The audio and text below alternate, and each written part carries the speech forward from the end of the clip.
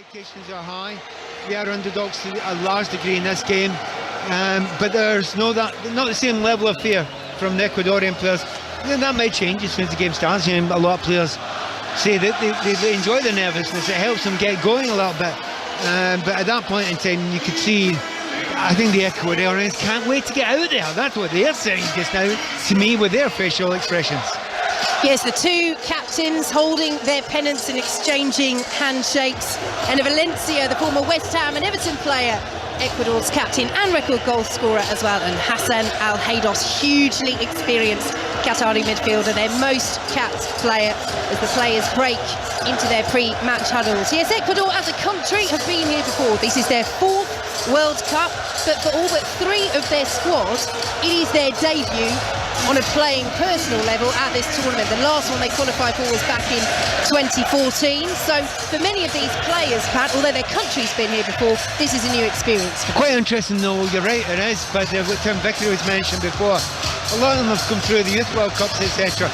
Let's give you a little help, a little bit of a build-up. You know what tournament football's like, playing against other national sides, and they are young, and they've been together, a lot of them, for quite a long time. We see this as youngest group just out within the World Cup, and in the end, really, when you've got your mates beside you, that can kind of help. That's a brilliant thing.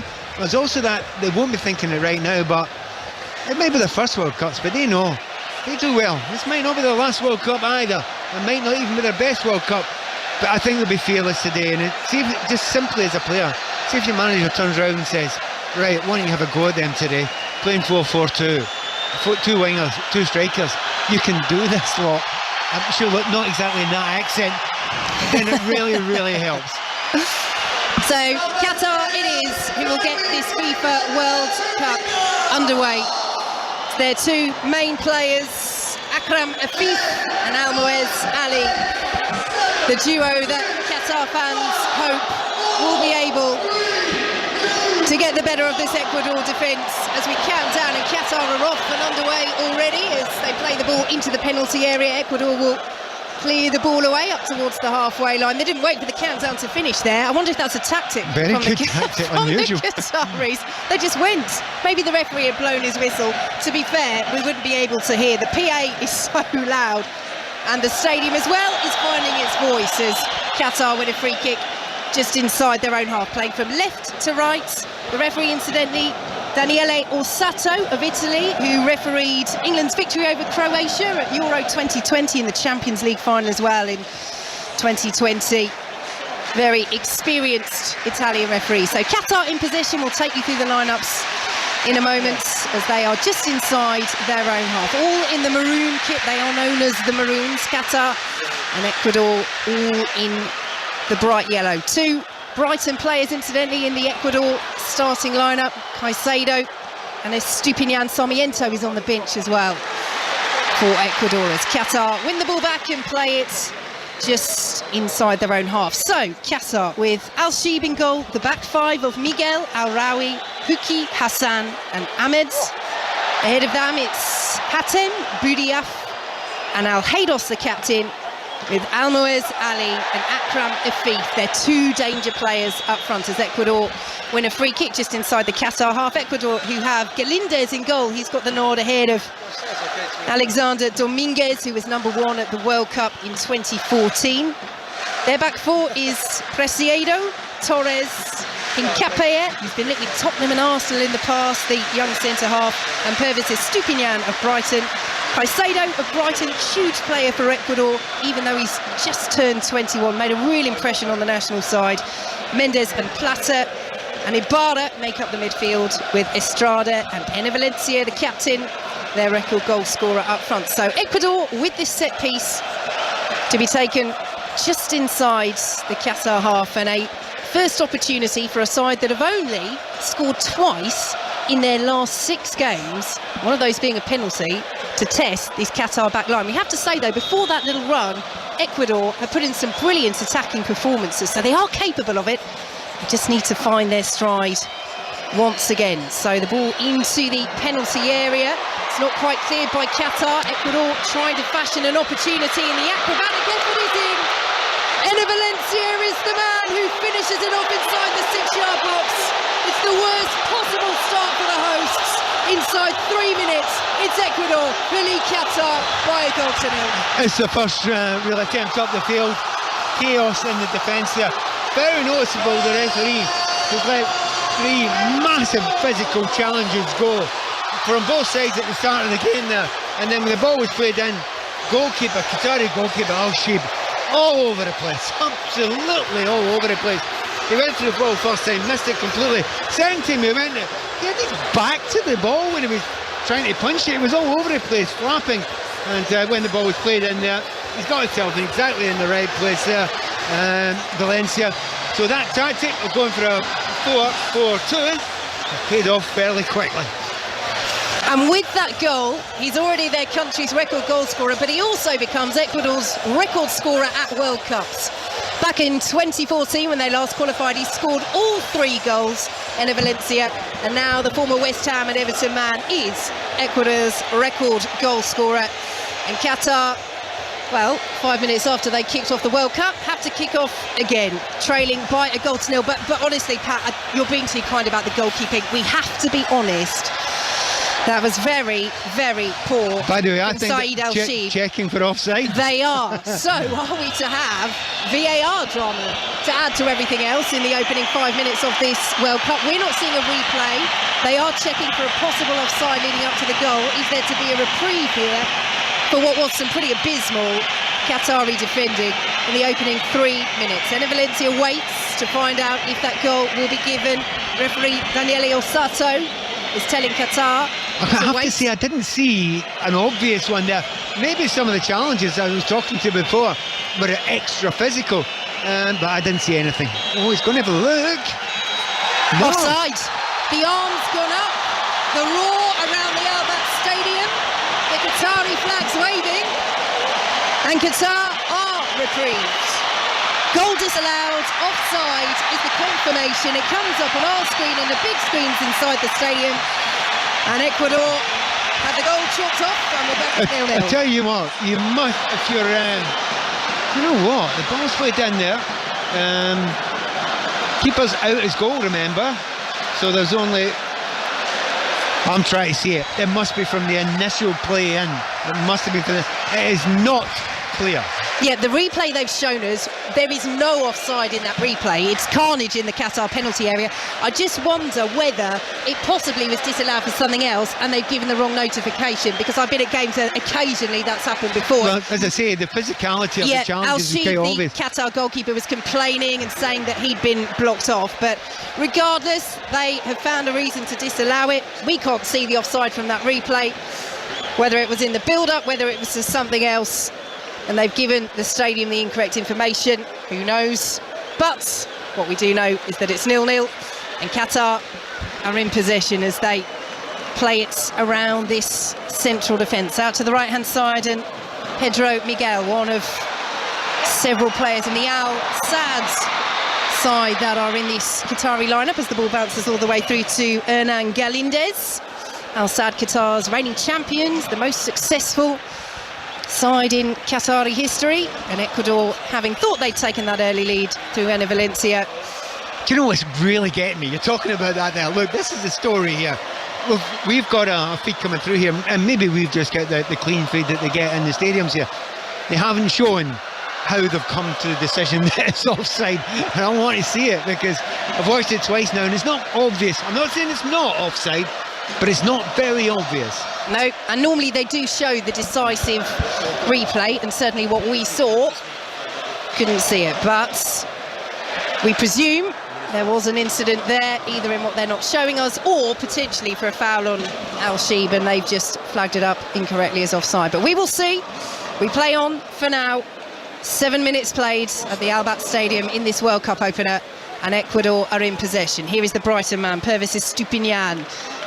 Cleared away his ball forward by Qatar, and they have it just outside their own penalty area. Talk about how important Caicedo has become at such a young age for Ecuador. Estupiñán from that full-back position, so key for them as well. No defender created more chances than he did in the whole of South American qualifying, and here he is now on the halfway line. Plays the ball forward, looking for the run through the centre, headed down by Valencia, but there's no yellow shirt there, and it will be cleared away by Homam Ahmeds for Qatar. Yeah, every time the ball's played in, they do look dangerous on the Ecuadorian side.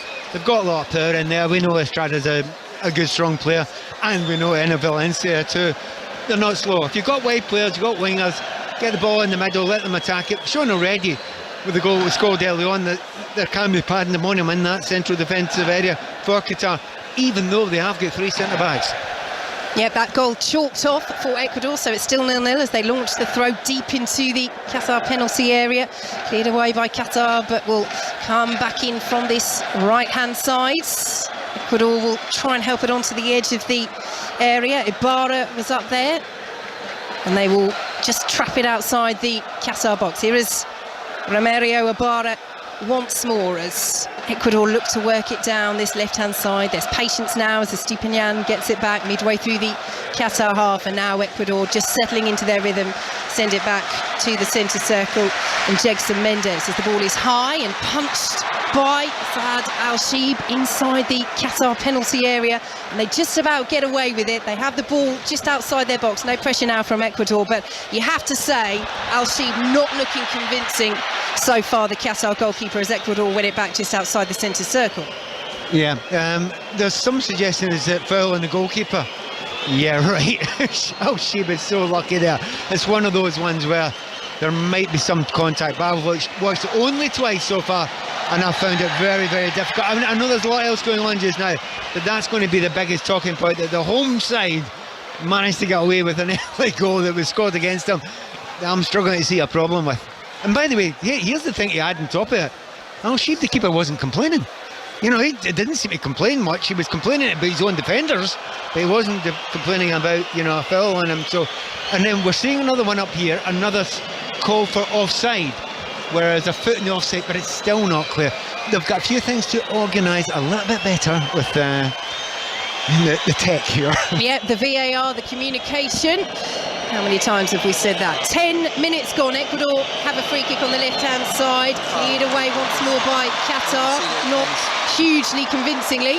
And Ecuador will have it back once more. Played out to the right-hand side as they look to put pressure on this Qatar defence. The maroon shirts camped inside their own penalty area. Good sliding block at the back by Abdel Karim Hassan, the very experienced left centre half, as he is playing now for Qatar, with Homam Ahmeds, the 23-year-old, really impressing at left wing back. So Hassan, really experienced player for the Qatar national side. Key as they try and withstand this early Ecuador onslaught. Ecuador, who've had an Valencia goal ruled out already, send the ball into the area once more, and it will go out for a corner. Qatar 0, Ecuador 0 in the opening match of the World Cup. 11 minutes gone. Got a bit of problem, haven't they, Qatar? They cannot get out of their own half. They're not getting any good ball in midfield. They're not holding it because they've got back five. You know, they've been completely outnumbered in the midfield there. They've been passed off the pitch. Their ball's getting put in. Keeper's obviously a bit of a weakness so far, and you just wonder if they can keep on doing this for any length of time, Qatar. Yeah, they're under real pressure, and almost everybody bar Akram Afif, who's still just outside his own penalty area, is in the Qatari penalty area for Qatar. So the referee Daniele Orsato was just having a word with several of the players in the penalty area. Now what's he spotted here? On the goal line, a little conversation is taking place between Caicedo of Ecuador and Brighton and Bassam Al-Rawi, and the referee's still not happy about this. He's telling them to desist. To be honest, Pat, from here, I mean, I know we're high up in the Al Bayt Stadium. I can't see too much wrong with that. No, I mean, they're entitled to stand next to each other. Exactly. As the corner comes in, dealt with by the first defender, cleared away, looking for Akram Afif, but he can't latch onto it. And it is all Ecuador at the moment. They have a throw on the far side, 0-0 on 5 Live. I think the referee was slightly miffed. Caicedo's just quite simply trying to get in front of the goalkeeper. It is clear that Ecuador have knocked him out as a weakness there. They try to put the ball on top of him in every opportunity, put him under pressure, because I think they basically think he's a flapper. And he's done nothing so far. It's changed my mind on that, but you never know it. Bit of nervousness. We talked about that nervousness before the game, and to some degree you understand it. I mean, we talked earlier on about 4 or 5 months they've been together. the build-up for this moment, so you can understand why they're a little bit spooked by it. Ecuador in possession midway through their own half. Yes, 4 or 5 months together in the training camp, but so many of these players, as we were saying, they've known for 12 years. That the last 12 years of their lives has been leading up to this, as the ball is played out poorly by Ecuador, and Qatar will have a throw midway through the Ecuador half on the right-hand side, 0-0.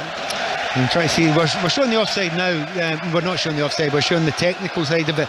I saw that, I spotted that, but I didn't think that he had taken part in the play. I think it was another touch before it got back to him, but look, they've looked over it. VR officials are specialists at it, but I'll tell you what, they've got away with it. They've got so lucky, the Qataris.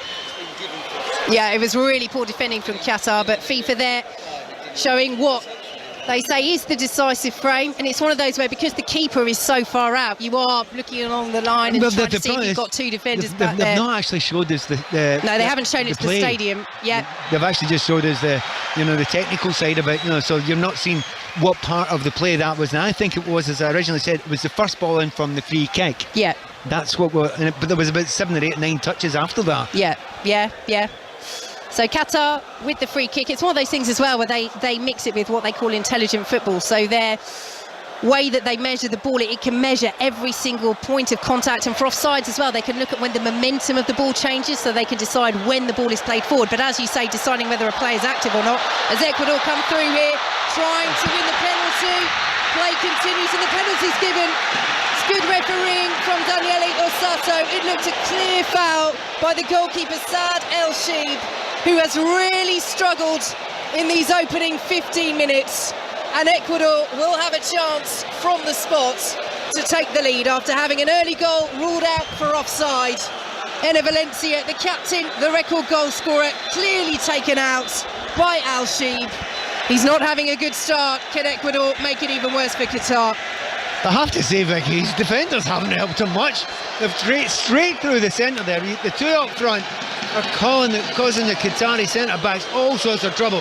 So it wasn't a particularly sophisticated break to get through there, but they did. A little bit of a 1-2, played it through. His pace is too much for these centre-backs. Keeper's left 1-1. He's got an option. Let him go by and score, or bring him down for a penalty kick. He's deciding the penalty. Well, he's been given a yellow card as well, El Sheib.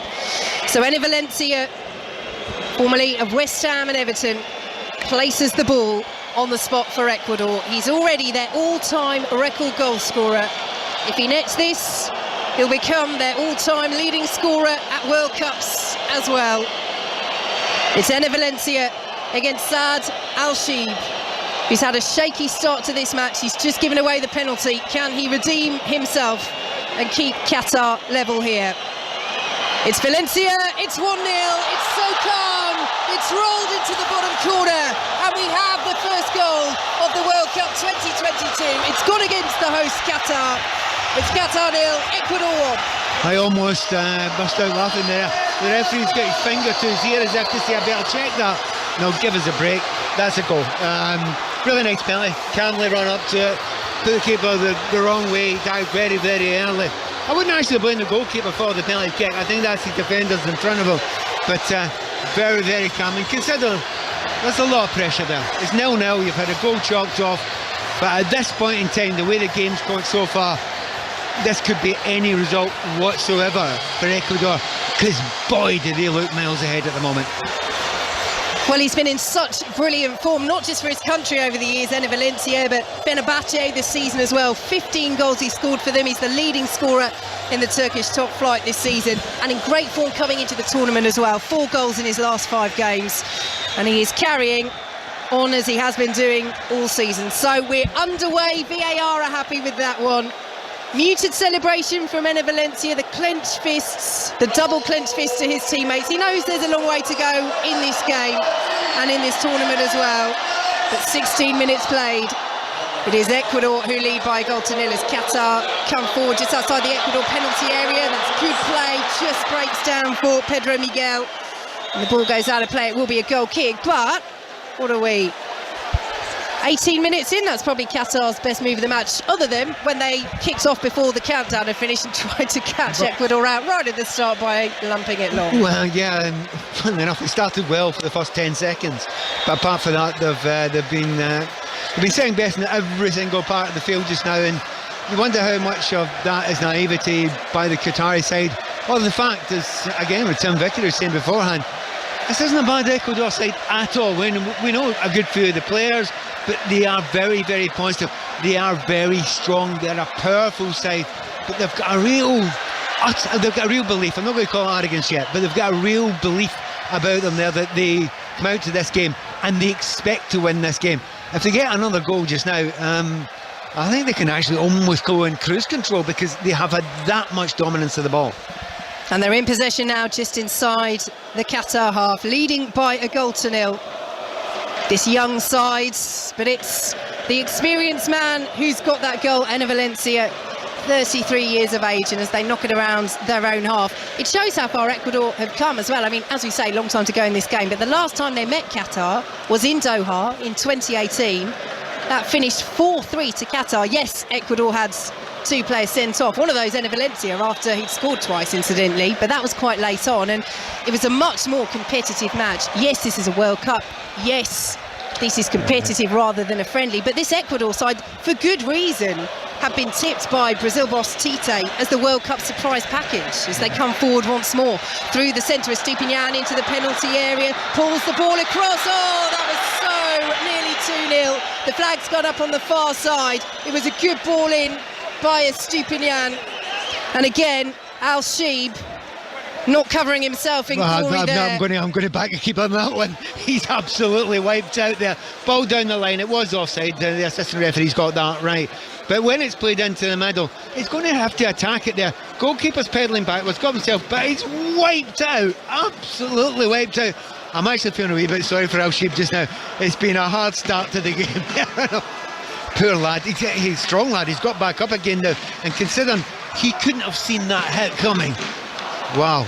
Oh, that's a bad hit. But you know, he's back up again now, and I suppose, as you rightly said, that was almost 2, but they were offside from the original cross on the left-hand side. Yeah, they were, and the header from Michael Estrada as well did go over the bar. It was one of those where Al-Sheeb had missed it, and Estrada is barrelling in and can't direct the header on target, and as Pat says, play rightly called back for offside anyway. But we talk about Enner Valencia, the form that he's in. Very quickly, they're taking the offside from about 45 yards away from where it took place.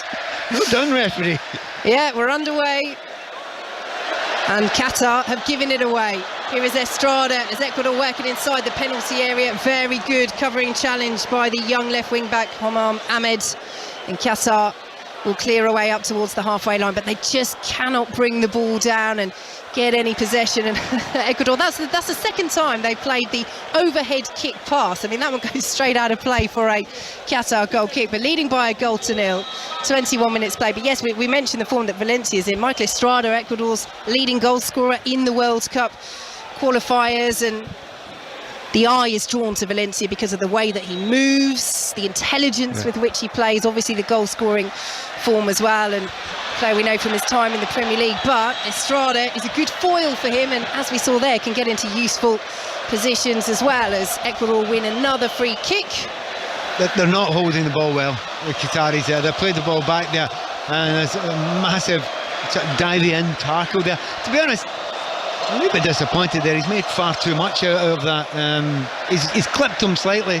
He was rolling about there as if he's never going to get up again, which is an absolute nonsense. The referee spotted it.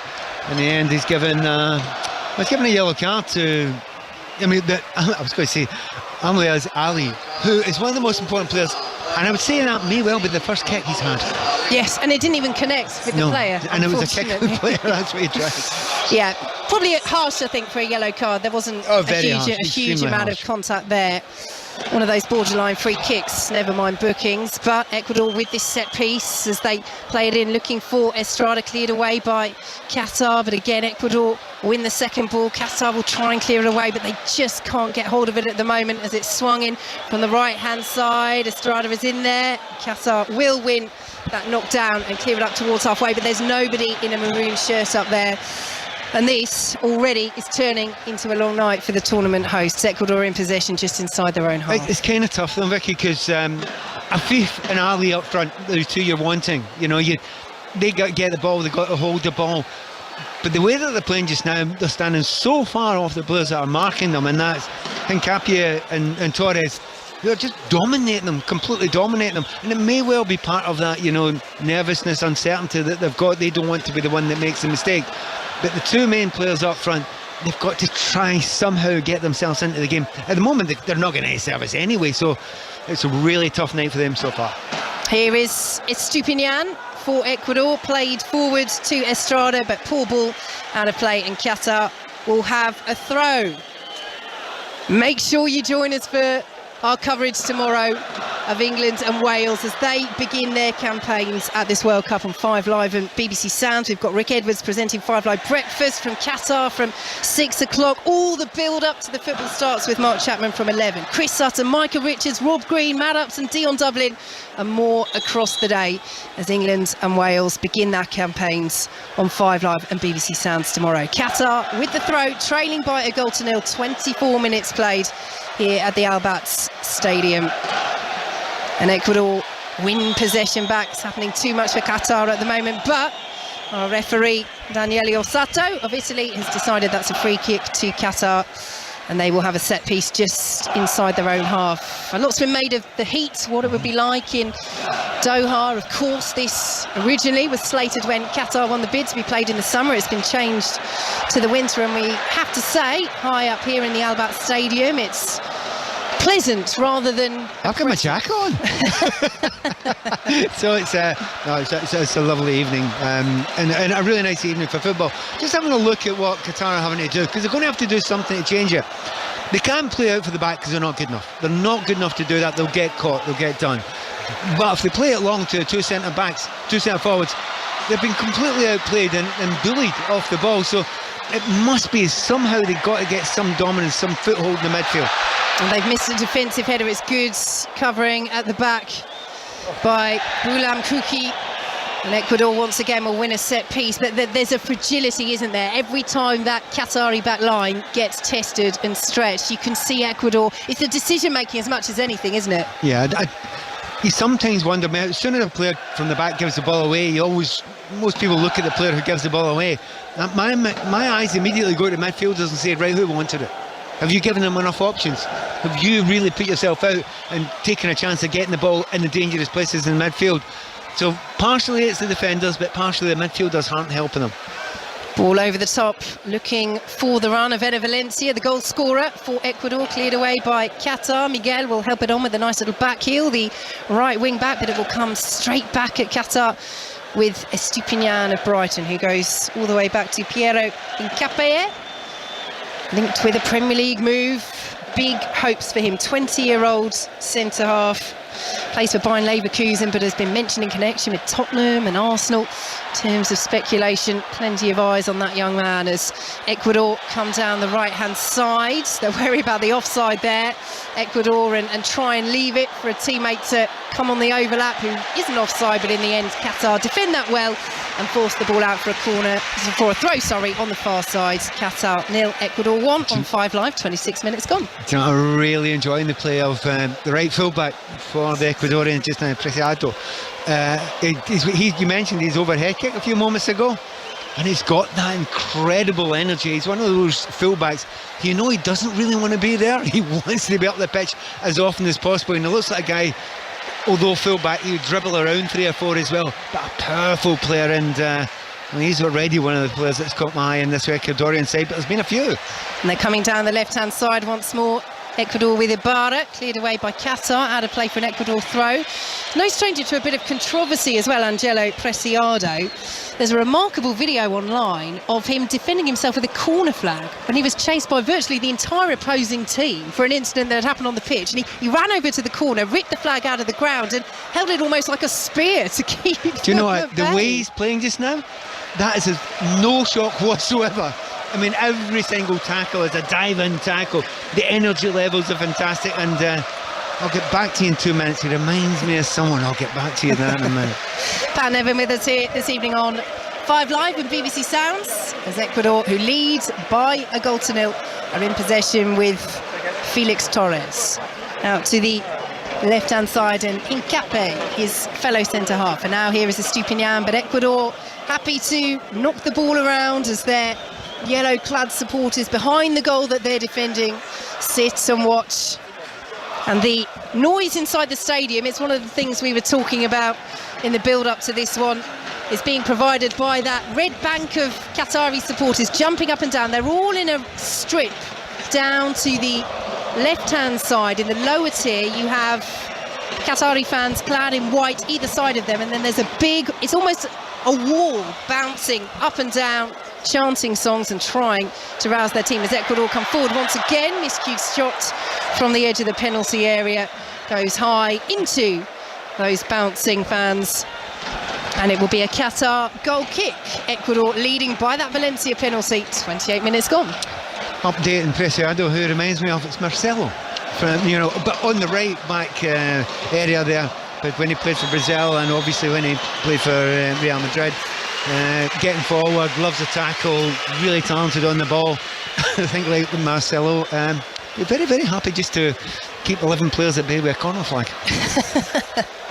Qatar have won a free kick. Pedro Miguel, who's had a couple of impressive moments there, right wing back bursting over the halfway line, and a yellow card out very quickly for Brighton's Moises Caicedo. He's one of these referees, isn't he, Daniele Orsato? He makes decisions very, if he's going to book you, you better be paying attention, because the yellow card is out within a split second. I mean, it's incredibly harsh. I mean, if it's the first game of a tournament, it could be a long tournament, and you're already giving tightrope walks to a number of players for what aren't vicious tackles. By the way, there have been 3 or 4 tackles in this game already where I think a yellow card would absolutely have been acceptable. But the ones he's pulled out his yellow card for, I'm not happy. I don't think they are. Apart, it has to be said, for Al-Sheeb, no argument there. Ball goes out of play for an Ecuador throw on the right-hand side. Midway inside their own half, leading by a goal to nil. Yes, 2 yellows in different games at this World Cup. Is a one-match ban. The yellows are wiped after the quarter-finals, so we've had 3 in this match already. 2 for Qatar, 1 for Caicedo of Ecuador. As Qatar try and clear the ball away. Hassan's clearance, though, is straight into a yellow shirt, and the second follow-up clearance is straight out of play. So Ecuador with the throw. Ecuador, who I think could be a really intriguing story at this World Cup. We've mentioned how the Brazil boss Tite has tipped them to be one of the surprise packages. They are the 4th lowest ranked side at this World Cup. However, when they began South American qualifiers, there was only 1 side ranked lower than them out of the 10 South American teams for this World Cup qualifying. That was Bolivia, and they managed to get through and take that final South American qualifying spot behind Brazil, Argentina and Uruguay. Yeah, and a lot of the time it's, you know, based on, you know, belief in themselves, but they're a young side. They're such a powerful side. Referees let another one go. And they've got space coming forward now. Here is Caicedo, might try and work room to shoot. Plays it forward, it will bounce away off Huki, but Caicedo will pick it up, forced out to the right-hand side. The ball is swung in, and the header is in! It's Ener Valencia once again, and Ecuador lead by 2-0. He had a header ruled out early on in this match. This one just as powerful. This one puts Ecuador 2-0 up against Qatar. A fantastic header. There's a lot to do there. It's a long way out. But it was a brilliant ball in. A fantastic play up the right-hand side. And it came back to, Seattle, of course. He put a phenomenal ball in with plenty of pace, and that's the deal, isn't it? When you put it in from very, very wide, right-hand side in, you've got to whip it. He has whipped it in towards that back post, and it goes to Valencia there. He's had to really put a lot of effort in, twisted the neck muscles, but put it down towards the goalkeepers, and have a little look at it. He's definitely offside, far side left back, keeping him on side. So the referee and VR will have a look at it, but I don't think there's much doubt about that. I think that's 2-0. It's a great header, isn't it? It's the power he gets on it as well, but because he's having to adjust his body as he comes in, it flies over the head of Estrada. But Ener Valencia gets that just inside that post, twisting his body in the air, and you have to say, on that occasion, there's nothing else she can do about it. No, there's no. I mean, not going to complain about keeper for that one, but it certainly looked to me as if they were beginning to waver a little bit. And I think obviously the coaching's been good for Ecuador, because what they said there, even though there are 6 centre backs, it's a weak area. They're not marking well, they're giving far too much space to good players, it has to be said. But on top of that, you play a 4-4-2, get the balls in the box, and they've done that. Qatar trying to get the ball into the box here. It will bounce and will be cleared away by Ibarra. Miguel was there lurking, the Qatari right wing back, but Ecuador do manage to play it away. Boudiaf will pick it up for Qatar, who are enjoying a rare spell of possession as they're urged to let fly from range. Well, that would have been pretty impressive from Abdelkarim Hassan, 30 yards out, high into those yellow-clad Ecuadorian fans behind the goal. Their team lead by 2-0, 33 minutes played. It would have been impressive if he was at Twickenham. Sadly, he's not. he's here in Doha, and that was an awful finish, that. It shouldn't be that difficult to get a ball on target, but just showing another replay of that header there, and it was a cracker. What a lovely start for Valencia. You know, it could have been difficult because, you know, if the goal cancelled out, etc. But he's on fire at the moment, and don't want to get too carried away, but I wonder who'll get the golden boot this time. Well, he's off to a good start, as are Ecuador, as Estrada wins a free kick just inside the Qatar half. Now, Gareth Southgate has been speaking to the media ahead of England's opener tomorrow, and he has confirmed that England will take the knee ahead of their match. It is what we stand for as a team, says Gareth Southgate, and have done for a period of time. We feel this is the biggest occasion and a strong statement that will go around the world. So confirmation that England will take the knee tomorrow as they begin their World Cup journey. Just a moment there, Pedro Miguel went in for a challenge there. The referee said it was an undeliberate one. That is by a million miles the worst challenge of the game so far. Yellow bordering on orange, close to red, and the referee said no, that was unexpected. I'm not sure the referee's got everything right in this game, but it kind of doesn't matter. The score's correct. Yep, 2-0 to Ecuador, both goals for Valencia. And Ecuador with a set piece, which have really put Qatar in some difficulties as they send it to the edge of the penalty area. Qatar do get the header away. It's brought down by Plata. He's dispossessed, and Qatar will try and break. Over on the far side, though, is Preciado. And he will send it all the way back to Hernan Galindez. Galindez, as he clears the ball away from Akram Afif, has had absolutely nothing to do. I think that's the first thing you've mentioned his name, actually. Other than the team use. Well, he's got a name check now. As Ecuador lead by 2-0. Qatar can't hold on to it with Al-Haydos, their captain, but they will win it back, and Hassan will send it poorly all the way back to Al-Sheeb, who's done well to keep that in there. The goalkeeper, all clad in light blue, sends it up to the halfway line. It will be allowed to bounce by Hincapié, and Ecuador will bring it away, leading by 2-0.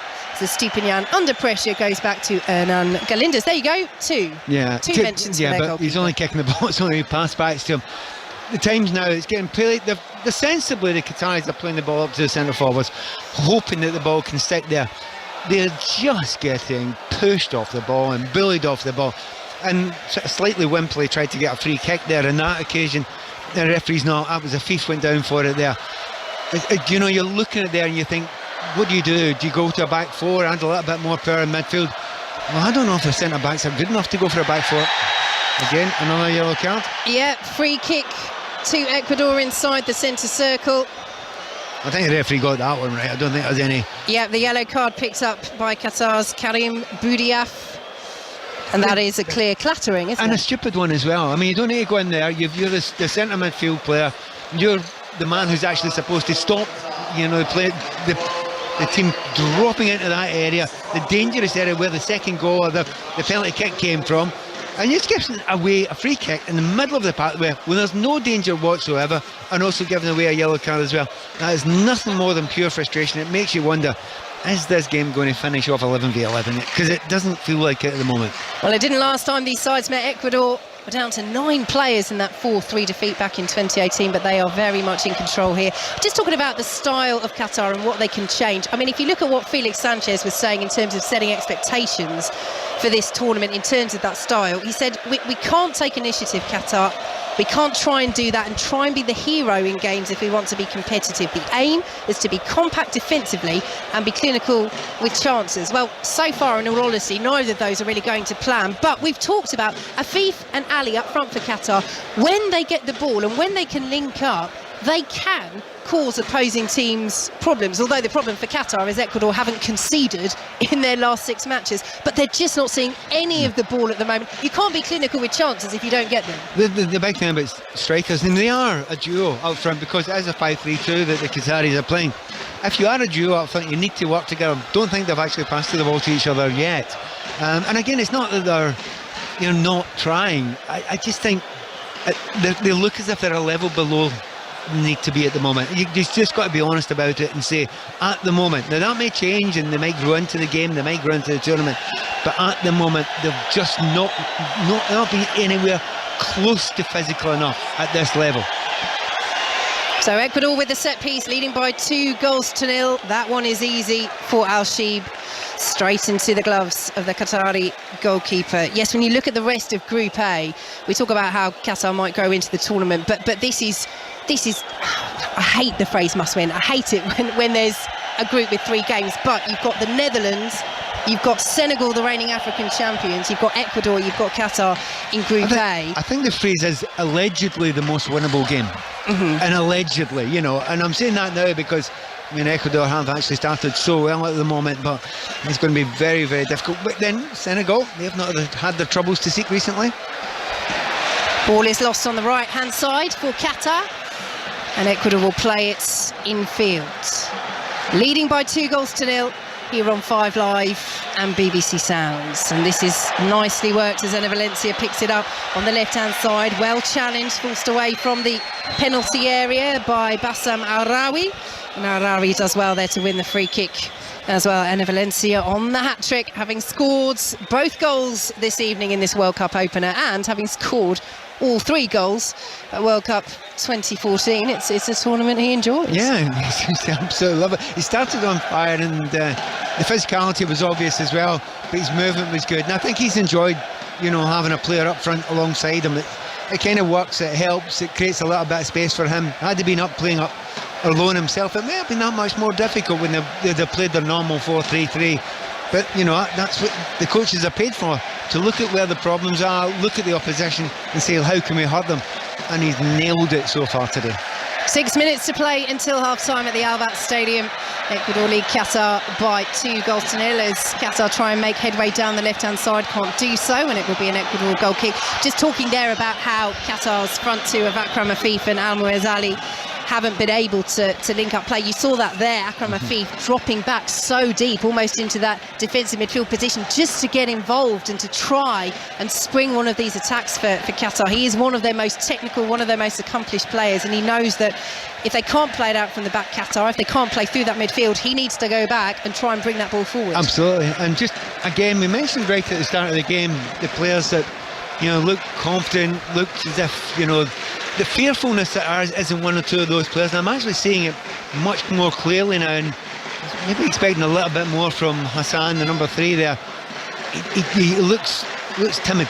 But here's a chance now. Here is a chance for Akram Afif out on the left-hand side, and you can hear the Al Bayt Stadium rise in anticipation, and you can hear the groans of disappointment as Ecuador managed to dispossess him, but he'll pick it up once more, plays it in. Qatar trying to build around the Ecuador penalty area, but the final ball is poor, and it's behind for an Ecuador goal kick. And at the moment, there is precious little for Qatar to cheer about, trailing by 2-0 here on 5 Live. Well, you can tell the fans are desperate to get excited about anything, because when they get the ball under control 40 yards out, they're very, very excitable. But the thing is, they don't keep it under control for very long.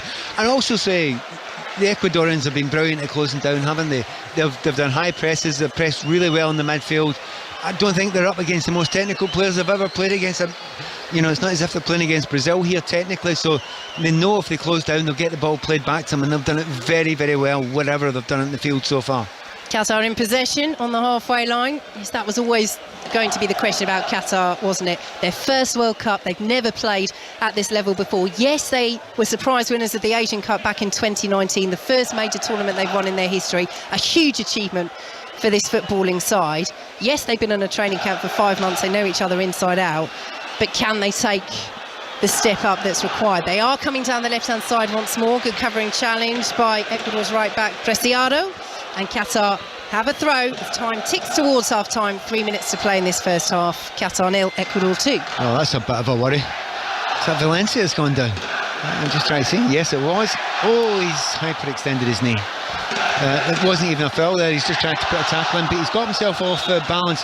His foot was planted, and his knee is kind of. I mean, it's one of those ones where he might rub it, and it might be okay after 10 minutes, or it could be one where he strained his lateral ligament in his knee, and he stayed down. He's not moved, which is never a good sign. Yeah, and the Ecuadorian medical staff are on, and he looks pretty distressed, Valencia, and I think that might be frustration and disappointment as much as anything else. We hope this is something that isn't as serious in terms of his tournament as it looks. The stretcher is coming on. I mean, that often is a precaution if a player's down. But Ecuador's medical staff are on. They're treating their captain, their record goal scorer, now their record scorer at World Cups as well, with his 2 goals this evening. He's taking his time. He's doing the right thing. He's taking his time. The referee's getting a little bit officious, saying get off. Had he seen what had actually happened there in slow motion, we have a replay in front of us in our monitors here, he had planted his foot. He was off balance slightly, and because of that, he's twisted his knee. It's one of those ones that we really won't know. I mean, we're getting towards the half-time sort of period now. Just get off. Get a little bit of ice on it, see if it stiffens up over half-time. It may well be that 2-0 up. You just think, well, maybe we've done enough now. Go back to a 4-3 and see this game out and see if he's okay for the next game and get him off the field. We'll see. Well, he has walked off the pitch, Valencia, which is positive. But as Pat says, we are almost into added time at the end of this first half. Ecuador temporarily down to 10, but it's something that they'll hope to get through to half-time and properly analyse that injury to their captain, who scored twice on the night to give Ecuador this 2-0 lead. He's going to hobble back on again, and I just don't know how sensible that is. He might not know there's only a minute or so to go. So Qatar in possession, well, hobble back on. He's come on pretty quickly, Valencia, so hopefully that means he's all right. It does just give them that extra body on the pitch. He's moving okay at the moment, Valencia, as Estupinian wins it back for Ecuador in the defensive left-back position. And Ecuador will try and build down this left-hand side. Nice little back heel will win the throw for Ecuador as well. And they lead by 2-0. And we are waiting to see the added time ended on at the end of this first half. It says 45 minutes is gone, and we've not seen... he's got another 6 seconds. It's okay, he's got another 6 seconds. So here we go, 5 minutes at a time. We have had a couple of stoppages. We've had the penalty as well, the VAR check for Ecuador's first goal, which was disallowed. So 2-0, the scoreline is, as Qatar win it back just inside their own half. It's been a better 10 minutes or so from Qatar, but they are just struggling so much to get near the Ecuador penalty area. They have won a free kick, though, over on the far side. Ahmed going down, getting things moving quickly. Judging by his reaction when he was rolling about there is absolutely nothing wrong with him. But the referee's given the free kick, those extra 5 minutes, and what Qatar wouldn't give to get a chance or a goal here. No shots on target, no corner kicks, very few opportunities to get touches in the 18-yard line as well. So it's really, really tough for him. But the possession stats, I'll have a look at the possession stats here. 42%. Mostly in their own half. Shows you what stats can do. Indeed, because it has been a very comfortable performance for Ecuador so far. But it's Qatar in possession as we're into 5 minutes of added time. Ecuador leading by 2-0 here on 5 Live and BBC Sounds. Qatar have the ball in the centre circle, just knocking it around, and at some point you would expect them, even though Felix Sanchez has warned their manager that they can't play the hero, to try and at least get the ball forward and fashion this shot. But they know what team they are. He knows their capabilities. He's worked in Qatari football for so long, first with the youngsters in 2006, joining the Aspire Academy as a former Qatar under-19, under-23 coach, senior coach since July 2017. He knows what these players are capable of. He knows how to play to their strengths. But they need to find something in the second half against Ecuador as we approach half-time. They're trying it just now, Vicky. They're trying both of their wing-backs. They've really pushed on a lot further the last 5 or 10 minutes. Now, they've not got the ball out to Pedro Miguel on the right-hand side here at all, but he's trying to do that. Now, if you're playing with a back five, when you get the ball, it's imperative, as I say that, Miguel gets the ball just now, and that's what you need to do. If you're playing it back, they're the most important players in your team, and as I say that, the far side gets it as well. They're now beginning to play the way you're supposed to play with wing-backs, but it's taken them 45 minutes. And Ecuador have won it on the right-hand side, leading by 2-0, and they've won the free kick as well, just inside the Qatar half. All the build-up for you to England and Wales beginning their campaigns on 5 Live and BBC Sounds tomorrow. We've got coverage from 6 a.m. with Rick Edwards, live from Qatar. All the build-up with Mark Chapman from 11 a.m. And do remember to download the World Cup Daily as well. World Cup reaction, debate and analysis all through the tournament. You can search for that on BBC Sounds. And if you're interested as well in the wider issues around this World Cup, you can go back and listen to our coverage from today, a piece on Gianni Infantino's comments made in that FIFA press conference yesterday. Just search for Qatar on BBC Sounds if you'd like to catch up on that. Here at the Al Bayt Stadium, it's Ecuador who lead by 2-0, deep into added time at the end of this first half. And Ecuador it is who have the ball just outside their own penalty area as they look to play forwards once more. And Valencia has not had too much to do since coming back on, but seems to be moving relatively freely. Of course, they will look him over in detail at half-time. You made a good point there. When he went down and said, like, those are the injuries that you have no idea when you go down, because you think if that's torn any of the ligament at all, you could be out. How could you be finished? So you're really quite panicked early on. But he must have known by the time he was over there, because you wouldn't come back on at that point in time if you were really concerned about it after the first game in the World Cup and make it worse. So it looks as if it's good news for the Ecuadorians. Qatar with the throw over on the far side. Yeah, you certainly wouldn't come back on as well and take up your natural position. You know, we see players come on just to be an extra body, but that's normally at the end of games when you're trying to hold on to a lead. Like you say, Ecuador comfortable in this match. No need to risk it with their star man. It's Qatar in possession with Hassan driving in field, stopped on the halfway line, fouled just as he got to the halfway line, and it will be a free kick to Qatar. And Pat Nevin, give that man an Oscar. It's one of those. We're going to have a look at it again here, and it's just nonsense. He's just falling over. He's rolling about as if he's in a war movie. Okay, so anyway, he's got the free kick. And Qatar are coming forward with Miguel. He plays it out to the right-hand side. And Al-Haydos, oh, what a chance in the centre for Al-Muaz Ali. Qatar's best move of the match. Free header, 6 yards out, and he's headed wide. And that is the last action of the half. My word, that could have put a different complexion on this game. But it's been missed by one of their star men. And at half-time, it's Ecuador who lead by 2-0. Pat Nevin. Yeah, down the right-hand side. Finally using the wing-backs that we were talking about there. If you're going to play that system, you've got to make sure that the wing-backs get the ball and deliver some good balls in. I'll be brutally honest with you, I think he was offside in the middle, but it would have been nice to see him if he'd have got it on target. But that's what they wanted, the ball to fall into exactly that man. It did. 6 yards out with a header on goal. He fluffed his lines. Well, possibly a sliver of hope there for Qatar. Yes, it didn't go in the back of the net. Yes, as Pat Nevin says, it might have been offside, but that's the first time at the end of this half they got the better of that Ecuador defence. Can they do it in the second half, or is this going to continue overall to be comfortable for Ecuador, who've looked good half-time at the Al Bayt Stadium? It's Qatar 0, Ecuador 2. Vicky, thank you very much. Pat, what a one-sided first half of World Cup football.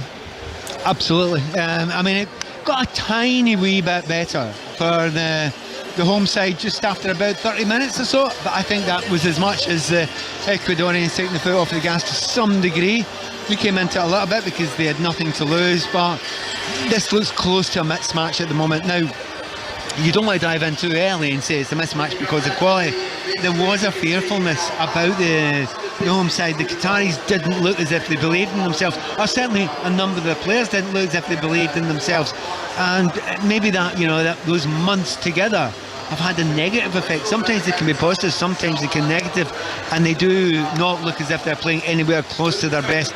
But on the other side of it, Ecuador, very good team, very strong, good belief in themselves, and they asked all the right questions, and they got it tactically and technically right as well. So at this point in time, 2-0 up, it's hard to see a way back, but we almost did in the last seconds there. If they'd have scored that goal there, got it back to 2-1, you never know. Football's a strange game, but at the moment, from what I've seen, Ecuador look very, very good. Qatar look very, very average. On the strangeness of football, Bindle on Twitter says this was the most offside goal I've ever seen. This is the goal that would have put Ecuador ahead really early in the game, within the first couple of minutes. Dale Johnson on ESPN, who is the VAR guru, said this is what happened with the disallowed goal. The ball came off Felix Torres, who was challenging the keeper. It fell to Michael Estrada, whose foot you can see in an offside position. He headed the ball back to Torres, so it was the correct VAR decision. Feel free to argue amongst yourself if you're listening at home about the rules themselves, but the laws of the game as they were applied in this situation were correct. That's your interpretation as well, isn't it, Pat? It's my interpretation. Funnily enough, it was the first words I said afterwards. Was it from the initial cross? I'll tell you what, good luck to anyone who actually spotted that in real time from the initial cross, because it was bordering on impossible to see, and it also depended on his foot being beyond the goalkeeper. So absolutely right. Now the complaint I've got, and it is a complaint I've got, we've got a feed here, it might not be the right feed, didn't show us any replays, so it's almost impossible for us to tell. Then 10 minutes later they show you the kind of, you know, the technical, almost cartoon version of it, which doesn't help you at all because you don't know where it actually happened. So, you know, look, trust in the VAR on this occasion.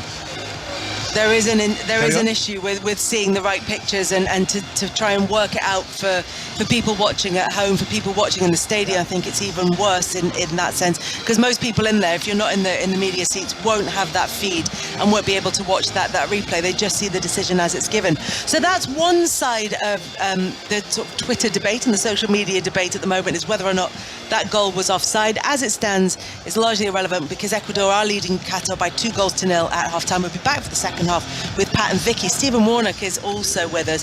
The other side of the debate on Twitter is just how bad Qatar are, Stephen. Christian said this Qatar side wouldn't be competitive in League 2. Paddy said they'd struggle in National League North or South. Aidan on Twitter said Qatar were by far the worst team in the original FIFA on Sega Mega Drive, and they don't seem to have improved much. Can we read too much into your sweepstake team Ecuador from this performance? I bought a shirt online at half-time, leading into half-time, Kelly. I'm very happy with my sweepstake, but they're just not physically, they're way off it. Technically, they're not at the level, but you can see the speed in which the Ecuador players are moving across the pitch, the way they're closing Qatar down. It's too easy for them, and as Pat said in his commentary there, they don't have the technical ability to be able to get hold of the ball and move up the pitch, so I think it's going to be a real struggle for them. Maybe, I know Tim Vickery spoke before the game about being forced into playing two wide men and midfielders. I just wonder whether that was tactical as well, knowing that they were playing three at the back with the wing backs. They've exploited that. They've made it very difficult. They probably knew that they didn't need an extra player within the midfield because they aren't good enough. So you can take that gamble against a team like Qatar. So it's been far too easy. Ecuador will be delighted with this as an almost a warm-up game to go into the World Cup. Alex on social media made the point, I like tactically organised and disciplined teams. I'm not a fan at all of defenceless, cavalier style of football, but this Qatar side literally do nothing but park the bus from the first second of every game. Easily the most negative team I ever saw by a mile, and I'm scratching my head trying to think that chance that looked as though it was probably offside as well at the very end of the first half might have been their only chance of the game from what I can remember, Stephen. Yeah, I mean, that's one of the big issues, isn't it? They just haven't created anything, and at the end of the game they get that opportunity, but they don't have that quality to finish it off. We spoke before about the competitive nature of needing games going into this, and we spoke about that 6 months absence of not playing competitive football, and then you go into a game like this. But the golfing class is so apparent. And it is a real concern for obviously for Qatar, and how do they change it going into the second half? Yeah, Pat was very early on in this game saying that Ecuador might just run away with it. They're already 2-0 up. It's half-time in the opening match of this 2022 World Cup. It's Qatar 0, Ecuador 2. More from Stephen Warnock throughout the evening. Pat Nevin and Vicky Sparks, your commentary team out in Doha, and we will be back to them very shortly for the start of the second half. Before that, though, it's the BBC News with Stuart Clarkson. Take the World Cup with you. Qatar 2022. On BBC Sounds, this is BBC Radio 5 Live. Thank you, Kelly. And away from the World Cup, police in Nottingham have begun a murder investigation after 2 young children died in a fire at a flat. It happened in the early hours of this morning in the Clifton area. A woman was also critically injured. We're told that the children were aged 3 and 1. Police in Colorado say a gunman who's suspected of killing 5 people at a gay nightclub is under arrest in hospital. The Q Club in Colorado Springs says it's devastated by what it called a hate attack. The local police chief is Adrian Vasquez. Initial evidence and interviews indicate that the suspect entered Club Q and immediately began shooting at people inside as he moved further into the club. While the suspect was inside of the club, at least 2 heroic people inside the club confronted and fought with the suspect and were able to stop the suspect from continuing to kill and harm others. We owe them a great debt of thanks. The site of the Zaporizhzhia nuclear power plant in Ukraine has once again been shelled. Both Ukraine and Russia have blamed each other for the attack. The UN's nuclear watchdog has said the news is very disturbing, but so far the situation is not critical. The United Nations Climate Summit's ended with a landmark deal for developing countries, but disappointment that there was no commitment to further cuts in greenhouse gases. Negotiators at the COP27 in Egypt agreed to set up a fund to help poorer nations deal with damage caused by climate change. Dr. Sachendra Prasad is Fiji's ambassador to the UN. It is long overdue. It completes the troika that is needed to respond to climate action. The troika is that all countries need to be supported to undertake mitigation action. And they need those areas where you can adapt should be undertaking adaptation.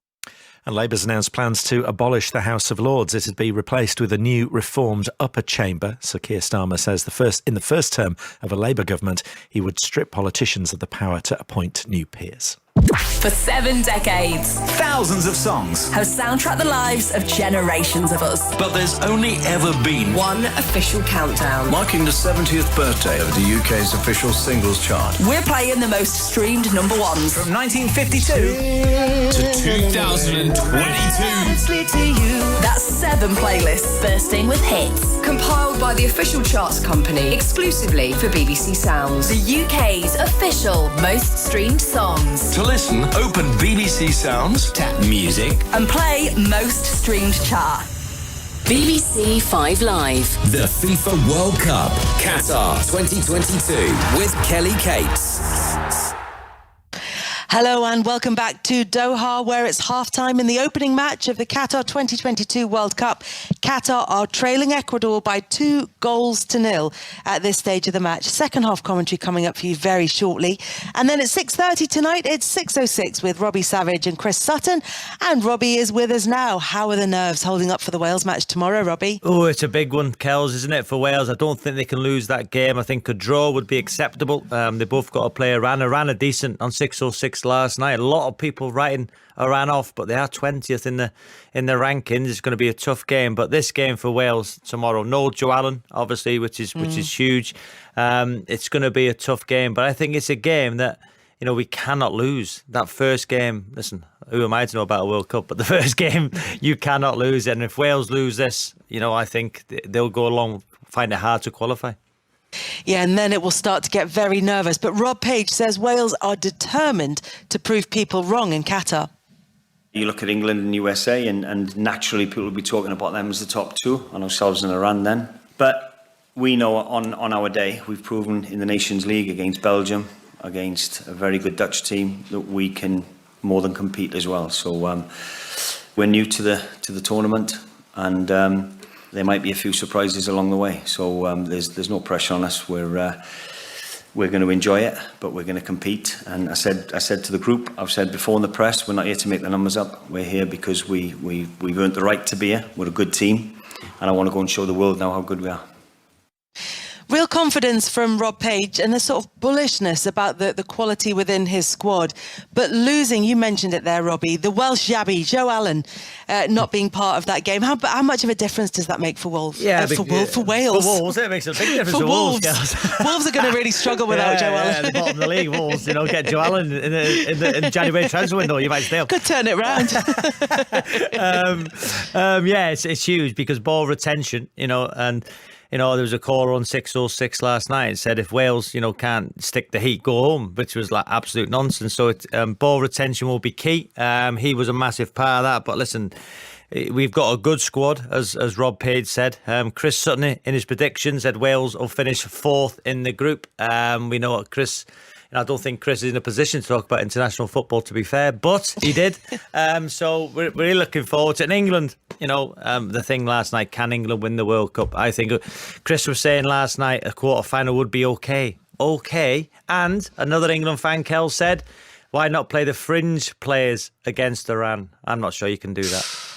No, they're already being seen as, sort of dark horse of the tournament, Iran, one of those teams that within the top 20 of world football in terms of the rankings, even if you don't fully subscribe to the kind of value of the rankings, it's still maybe a trickier fixture than a lot of people expect for England.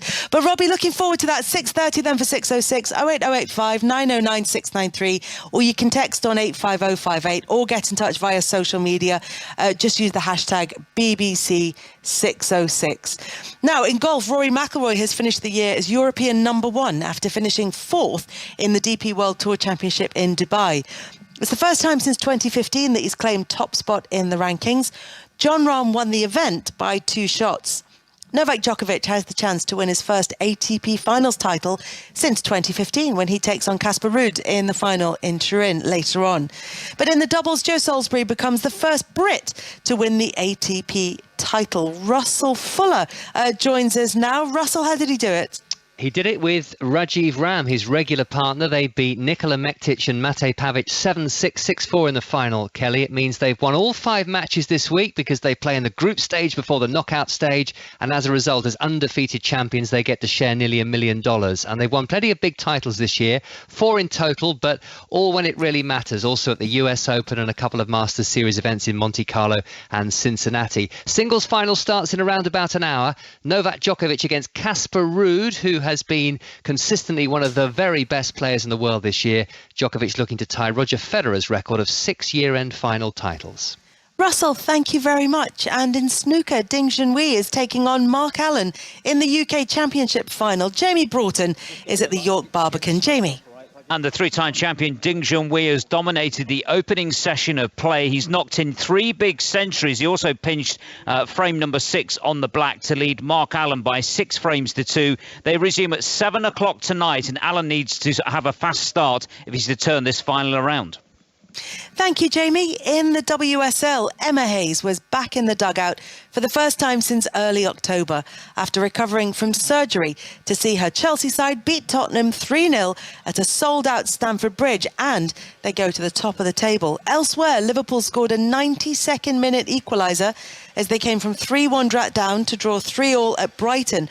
Rachel Daly scored a hat-trick in Aston Villa's 3-1 win over Reading, and West Ham beat Leicester by 1-0. At the World Cup here in Doha, it is Qatar 0, Ecuador 2 at half-time in the opening match of the competition. And your commentary team at the stadium for you for the second half, Pat Nevin and Vicky Sparks. Thanks, Kelly. The players back out on the pitch, and the good news for Ecuador is that their double goal scorer on the night, their captain, their leading goal scorer of all time, and at World Cups now as well, Valencia, is back out on the pitch, leading the team out after picking up that knock towards the end of the first half. And we have to say, Pat, for Ecuador and also for this spectacle, it's great news because Valencia's been top-notch tonight. Yeah, he's been brilliant. Again, we were talking about at half-time there. The physicality's been far too much for the opposition, but it's not just that. It's not just brute force. His movement's been good, finish has been excellent, and he's been a thorn on the side, but he's not the only one. Every single position in the park, and classically, I'm looking at that Qatar side, and I don't think one player in that Qatar side could get into the Ecuador side, and that's a hell of a difference in 2 teams. Well, Qatar have 45 minutes to find at least 2 goals if they want to avoid being the first host country to lose the opening game. It will be Ecuador to get us underway, playing in all yellow, Qatar in their maroon strip, and Ecuador playing from left to right, leading by 2-0. Are they to be one of the dark horses at this World Cup? It's a question that we won't be able to answer until much deeper, because Qatar have not provided a stiff test so far as the ball goes out of play for a Qatar throw. No changes at half-time, so we'll take you through the lineups in a moment. But we have to say, if you're looking for any positives from a Qatari football fan perspective, they did have that chance. It might have been offside, but they did have that chance right at the end of that half with Almoez Ali, one of their star men, free header from the edge of the 6-yard box. He nodded it wide. Is that what Felix Sanchez, their manager, will have focused on at half-time? I think possibly to try and do that, because you need to find some positives from somewhere.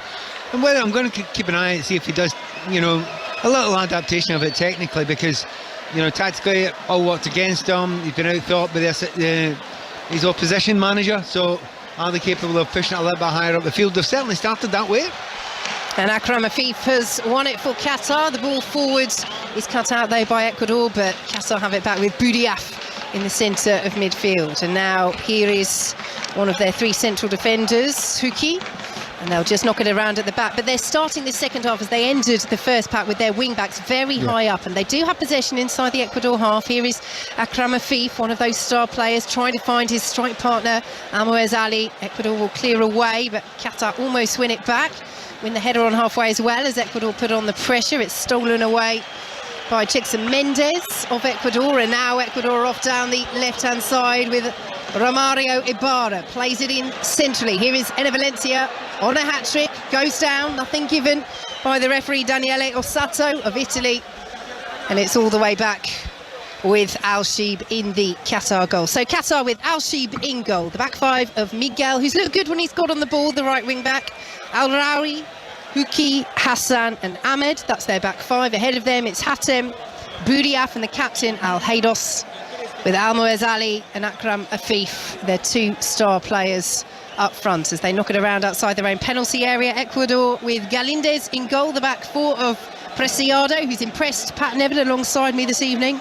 Torres, Hincapié and Estupinian of Brighton. His Brighton teammate, Caicedo, Mendes and Plata make up the midfield with Ibarra and Estrada and Valencia, who scored the 2 goals this evening, up front here on 5 Live and BBC Sounds, as Qatar will win the free kick on halfway. What do you do then if you're Felix Sanchez? Well, hopefully he has to put a little higher tempo, close down up the field if he can possibly do that. But he knows fine well that if he tries to do that and push up as much as he possibly can, which he has done, you're right, the wing backs are miles up there. They're playing as wingers just now. It's a slightly different system, but it's a back 3 that looked shaky when they had help. Now they ain't got any help, so you got to take a chance. You might as well take a chance, because as I say, if you lose this game and you're Qatar and you've got the Senegalese and the Dutch waiting for you, it's not looking good. So they'll go out and have a little bit of a go and try and give their fans something to cheer. They are in possession on the halfway line. The ball forward though has too much on it and will be watched behind by Hernan Galindez. If we're counting, I think that's his 3rd mention this evening. But it's one of those that we know as well how devastating going forward Ecuador's fullbacks are. So if you leave the gaps, then it's something that Ecuador will say thank you very much on the counter-attack. That's certainly an area in which we can hurt you. But if you're 2-0 down, you probably haven't got a choice unless you're going for damage limitation, which would seem silly when you've waited 12 years and you've got together for 5 months, and you need to have some sort of go. But we find out as this game goes on and the rest of this half goes on, is it because they're not being brave enough, or is it because they're technically not good enough? Here come Ecuador. Ibarra dispossessed on the edge of the penalty area, and it's all the way back to Al-Sheeb. Yes, we've mentioned that 5-month training camp that Qatar's national players have been on. They have played a lot of friendlies in that time, so it's not just been training together. They have won their last 5, in fact, but they've been against sides like Nicaragua, Guatemala, Honduras, Panama, Albania. That's all since the beginning of October, and that was always the conversation within Qatari football circles, was it the best idea to arrange those sort of friendlies against that lower level of opposition, in truth, or to release the players back to their domestic clubs and get them playing in the Qatari league where they're would normally be plying their trade as the ball goes out of play for an Ecuador throw. You only know the answer afterwards. I mean, one of the big things is you don't want to destroy the confidence of the players as you're building up, and if they're getting beat not week in, week out, but in each of the international games against the opposition that's too strong, then they're going to come in with no belief whatsoever. So there's not an obvious right answer until afterwards, and you find out. And then at the moment, the one thing you'd expect from the Qataris with that amount of time together, you'd expect a level of cohesion, of understanding, of good passing together. They haven't had that. But again, remind yourself, they are playing against a good team, and that's as much to do with the quality of the opposition as their inability. And here come Ecuador with Ibarra down the left-hand side. The yellow shirts arriving in the penalty area. The pullback from Ibarra was poor, and it allows Hassan to come out of defence and clear that ball away, and it will be a Qatar throw as well over on that far side in field to Bouriaf. He plays it back to the edge of his own penalty area. It's cleared up towards halfway. The header is won for Ecuador by Preciado, and Qatar have it once more out on this left-hand side, but they are enjoying more possession in this second half. It's not something that necessarily is a key part of their game, possession, regardless of the opposition. When they won the Asian Cup in 2019, they only had 49% possession across that whole campaign, and in the final where they beat Japan it was 39%. So they don't need the ball, and what we're seeing here is they have the ball outside the centre circle. Paddies, Ecuador are happy to sit off here. They're 2-0 up, they're comfortable in this match. It's the opening game of a World Cup. They can try and hit Qatar on the counter as they're doing now, building down the left hand side as Ibarra plays it out, looks for the return ball. Good covering, interception by Huki,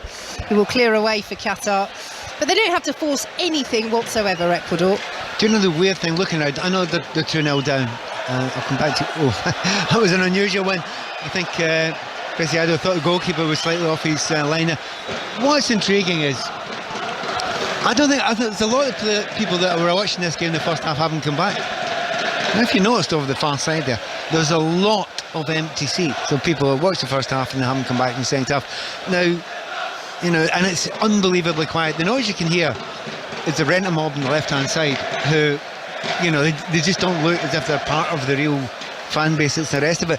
Before you start saying, well, Qatar hasn't got any history in football, etc., etc., etc., tends to happen in opening games. I've been to a few now, and what happens is real football fans are kept away, and VIPs, etc., manage to get these initial tickets, and it can lead to a very poor atmosphere. And let's be honest, Vicky, if you take your headphones off here, it's a library at the moment. Ecuador in possession, leading by 2-0. And I think what surprises me is we've got this huge section of yellow-clad Ecuador fans behind the goal. Their team's had a very good first half. Yes, they're just knocking it around inside their own half right now, so there's not too much to cheer about. But I don't know, it's people almost seem more excited about the opening ceremony and the build-up than they do about the actual football. Anyway, Ecuador coming forward, ball into the area. It's just swiped at and missed by Estrada, and Fizz is behind Valencia as well. But that was a very good delivery from the left-hand side. Goes out for a Qatar throw, and it's still Ecuador who lead by 2-0. Yep, another injury in the far side there for one of the Qatari players. I actually didn't see what quite happened there. We can have another look at it again. No, still not seeing it. He stayed down there. I think he might find a wee rest, if nothing else. I mean, for the Ecuadorian team, they're now they're running towards their own fans, and they would love to score into those fans there. But those fans look as if they know a bit about the game, because they're looking as if to say, well, I've got this one wrapped up, we'll get excited when we attack, but there's no point in pretending this is in the balance and we're overexcited about it. What this game actually really, really needs is a goal for Qatar, and if how unlikely it feels like it might happen, that's what this game needs. Yeah, which they almost got a goal back, although we would have had to see if it was offside before the break. Their only real chance of this match so far. They trail by 2-0 on 5 Live and BBC Sounds, and they're in possession inside their own half, looking to bring it out to the right-hand side. And Valencia on a hat-trick for Ecuador is sniffing around, just snapping at the heels of the Qatari defenders, but they send it all the way back to Saad Al-Shib, who will clear long downfield. Ecuador win the ball, but the decision has gone against them, and Qatar will have a set piece. It has been a little stop-start at times as well, hasn't it, from the match's point of view in terms of niggly fouls, which hasn't helped the flow of the game. It hasn't helped it, and also I think there's a match awareness about certainly most of the Ecuadorian players, they seem to realise that, wait a minute, this could be a long tournament. Do we really want to run ourselves into the ground unnecessarily here? They're giving the ball away. Qatar and Ecuador could be in here. It's Ibarra. It's a good save by Al-Sheib. It's beaten away to the edge of the penalty area, and the clearance is completed by Ahmed. Ecuador will try and bring it forwards once again, looking for this third goal. Down to the right-hand corner flag they go. Good pressure put on Valencia, who does win the throw. But that was a decent stop from Al-Sheib. He's had a really shaky game so far, the Qatar number one. Good save. I'm trying really hard not to be over negative about him, right? See if you let that one in. I just said, what? No, it's far too close to him, and he's pushed it away, and it's fine. It's a bog standard save, and he had to save it. I would ask the question of the Ibarra. I think he made the poor decision. Preciado sends the throw deep into the penalty area. Cleared away by Qatar, just about. Ecuador close it down on the edge of the box. Akram Afif then goes down. 1, 2, 3, 4, 5 somersaults, and that will earn the free kick and the yellow card as well for Jegson Mendes. Have you ever seen a player with a broken leg have 5 rolls? I've not. But he is a foul, and it might be a wee bit achy, a wee bit painful, but I think a little bit too much. Actually, I'll watch that again. Can I take some of that back? Can I take all of that back? Nasty looking tackle. I think he's going to be okay. You won't roll at that if you're badly injured, but it was a nasty looking tackle, if you know what I mean. So well done. Correct giving the yellow card out for Mendes, who didn't expect to be starting today. He didn't. It's a big night for the 25-year-old. His first World Cup, as it is for all but 3 of this Ecuador squad. But Carlos Gruezo, who is one of their key men in midfield, hasn't made the starting lineup for this one. He came off in tears, injured last weekend for Augsburg.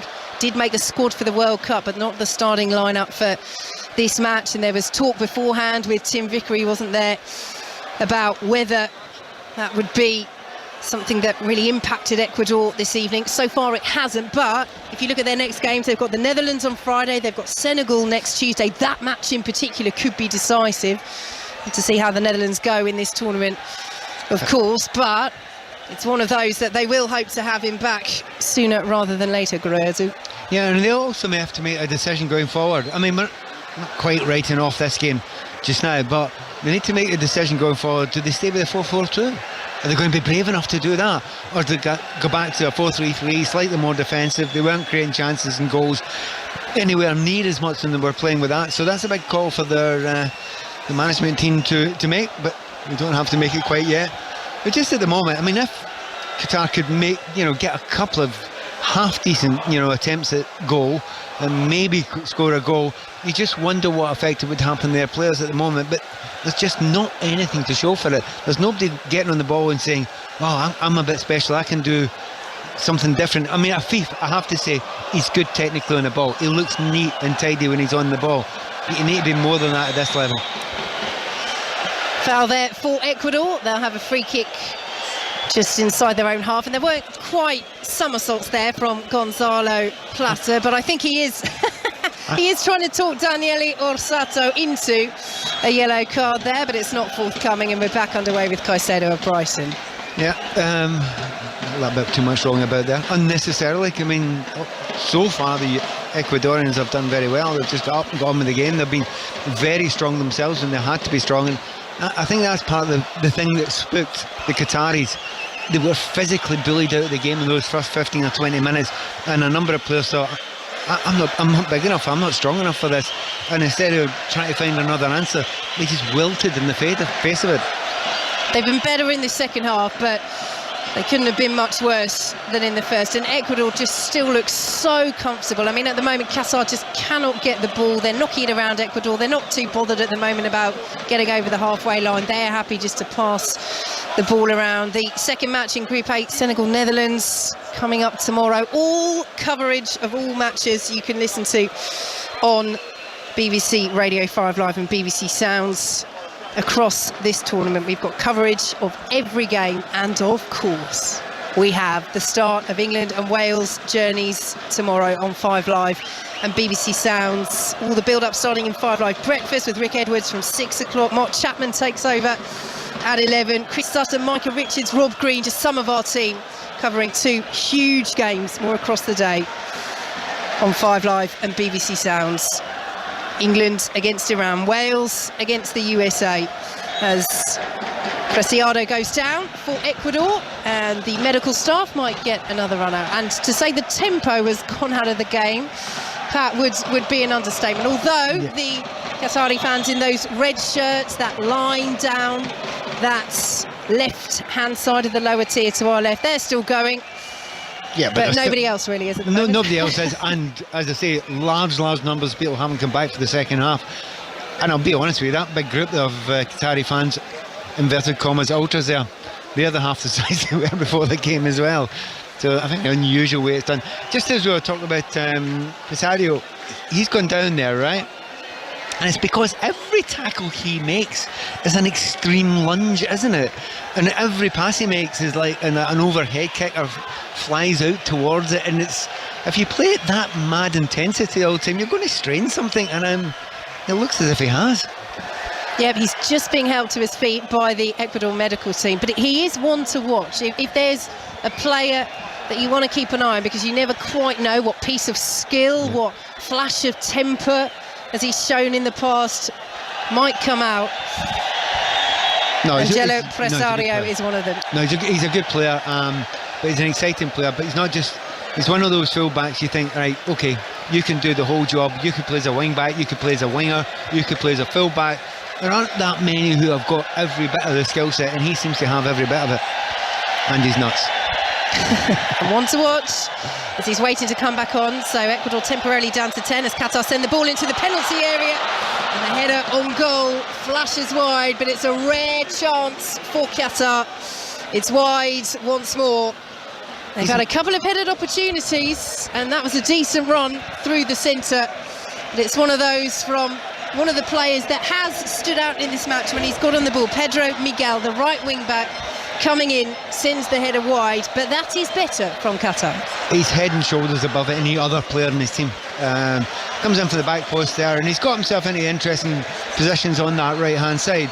They've not been, the thing is, they've not had the technical ability to find him early enough. Eventually when they got the ball sprayed out to that right hand side, he's usually covered a little bit. That was an early ball, and he managed to go and attack it and get a header towards goal. They need to try and get him on the ball a little bit more often. And you have to say, there's times now where he's out there in space on the right wing, just on the halfway line. A couple of times in the first half, particularly as we approached half-time and they were pushing forward more Qatar, I was thinking, why don't you get the ball out? As you say, why don't you get the ball out to him? Because when he's on the ball, he is one of their best players, as Qatar have it just inside their own penalty area, trailing Ecuador by 2-0. I'll tell you one of the reasons why. Because up here, it looks easier. But more importantly, and I would say this is the most important thing, we used to watch them at a level where the players can see that ball all the time. At another level, they don't see it. They have tried to find him there. He and Almoez Ali go for the ball at the same time. The flag is up anyway. Slight miscommunication there for Qatar, and it will be a free kick to Ecuador. If we're talking about it, we want to set the performance tonight in context for Qatar. It's not been good.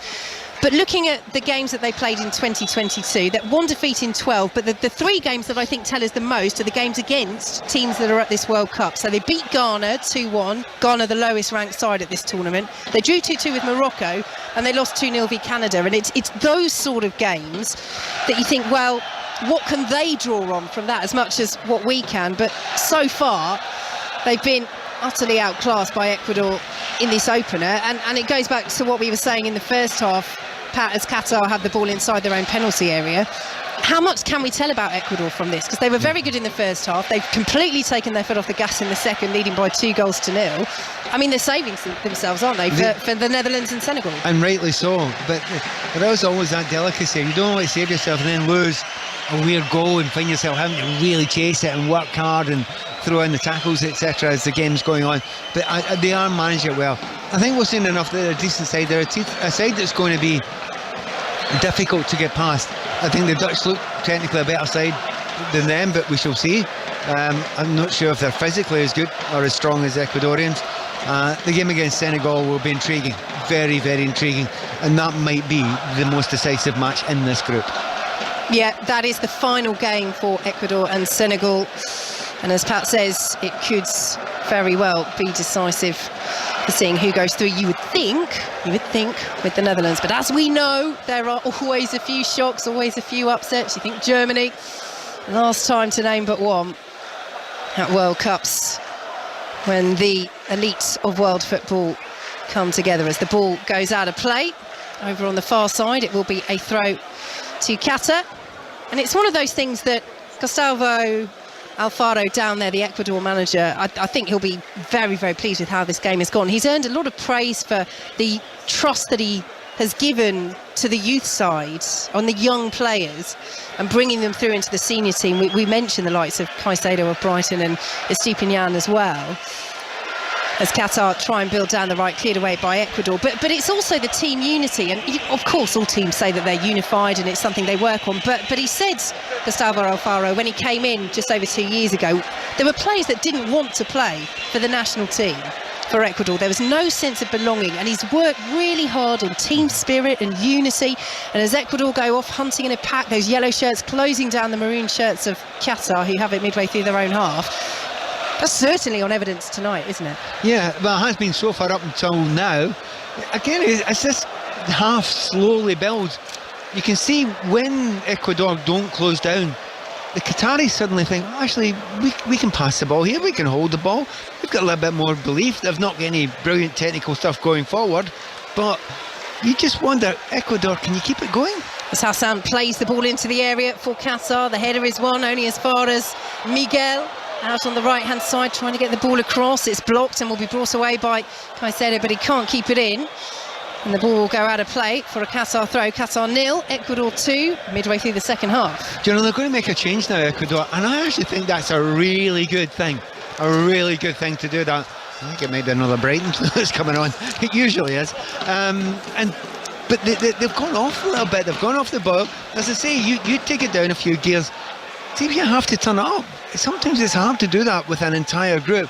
They were at it in the first half, and at the moment they're struggling to get a hold of the ball, whereas in the first half the poor quality of the technical play when the Qataris were closed down was making it look awful. When you don't close them down, they look much, much better, the Qatari players. And they've won a free kick just inside their own half. It will be Jeremy Sarmiento, powder spotted of Brighton, coming on, Brighton's Young Player of the Year last season, 3 appearances this season, still just 20 years old. And he will come on for Romario Ibarra. So Sarmiento takes Brighton's total up to 3 on the pitch. And Ibarra is just making his way off over on that far side. He actually dislocated his finger last week, Ibarra, against Iraq. Fit enough to start, but one of those that if you're going to make a change, obviously tactically as well. I just wonder, I think he's maybe a little bit lucky to start. Ibarra has started a lot of the games. His goal scoring record's okay, but he's very direct, and I don't know how many tricks he's got. I don't know how many other ideas he's got. It's quite one-dimensional. His play is totally dependent on that pure physicality. And there comes a time, particularly at World Cups, where that ain't enough. So big chance here for Sarmiento. If he has a good, little period of time here in this game, he could find himself starting in the next game. Midway through the second half, Ecuador lead by 2-0 here on 5 Live and BBC Sounds. And Valencia with both in the first half. It's as many goals as Ecuador have scored in their last 6 matches combined. Nice little back heel there from Gonzalo Plata as Ecuador work it down this right-hand side, and Preciado. Plata will try and latch onto it. Does he just keep it in? Yes, he does. And then Preciado goes down. No free kick given. The assistant was right there with him. And Qatar will try and bring the ball away. Ecuador pick it up on the halfway line, leading by 2-0. But it's fascinating, isn't it? What a change can do. Sarmiento, I don't think, has touched the ball yet, but suddenly Ecuador just playing with a little bit more zip, a little bit more vigour, a little bit more control of this match as Plata plays it into the penalty area. It was left by Enner Valencia, but there was no yellow shirt right behind him, and Qatar will clear away. Yeah, you bring a player on, but also there's messages come on with the player. He'll have had a word with 1 or 2, tell the midfield, you need to step this up a bit, you need to close down a bit quicker, because if you don't, even average players will show you up. Bit of space opening up for Qatar, closed down quickly by Ecuador, but the ball forward is still found by Boudiaf, but it can't be collected, and now Ecuador will try and counter with Sarmiento of Brighton off the bench to try and make a difference in this match that Ecuador are still leading by 2-0. A little push there yields a free kick for Ecuador as Caicedo goes down. We had Sarmiento on a World Service show just this week, and he seems like a lovely lad, and I think he knows he's on the cusp, but he's got a real chance. He didn't start the game today. I think he was hopeful but not expecting to start this game today, but this is a real opportunity for him, and any player who's signed up for the Premier League, you know, you've got to have other qualities, and he's already shown in his first couple of movements he's looking really lively, up for it, and believes in himself. So free kick to be taken by Ecuador, playing from left to right, all in bright yellow as the ball is swung into the penalty area. Qatar get first contact. Torres was up there, the centre half for Ecuador, but Qatar will clear away out to this near side, and it will be a throw for Ecuador, and a double change being prepared for Qatar. Hassan Al-Haydos, the captain, their most capped player, is one of those coming off. He's not had a great appearance in the game, has he? He's not really done a great deal. You need a lot more than that from your captain. Maybe he actually did a little bit better at the start of the second half, so it's maybe no surprise that Ali's coming off as well. He's not had a great impact in the game, has he? Yeah, Almoez Ali, one of their star players, the other to be replaced, Mohamed Wad and Mohamed Muntari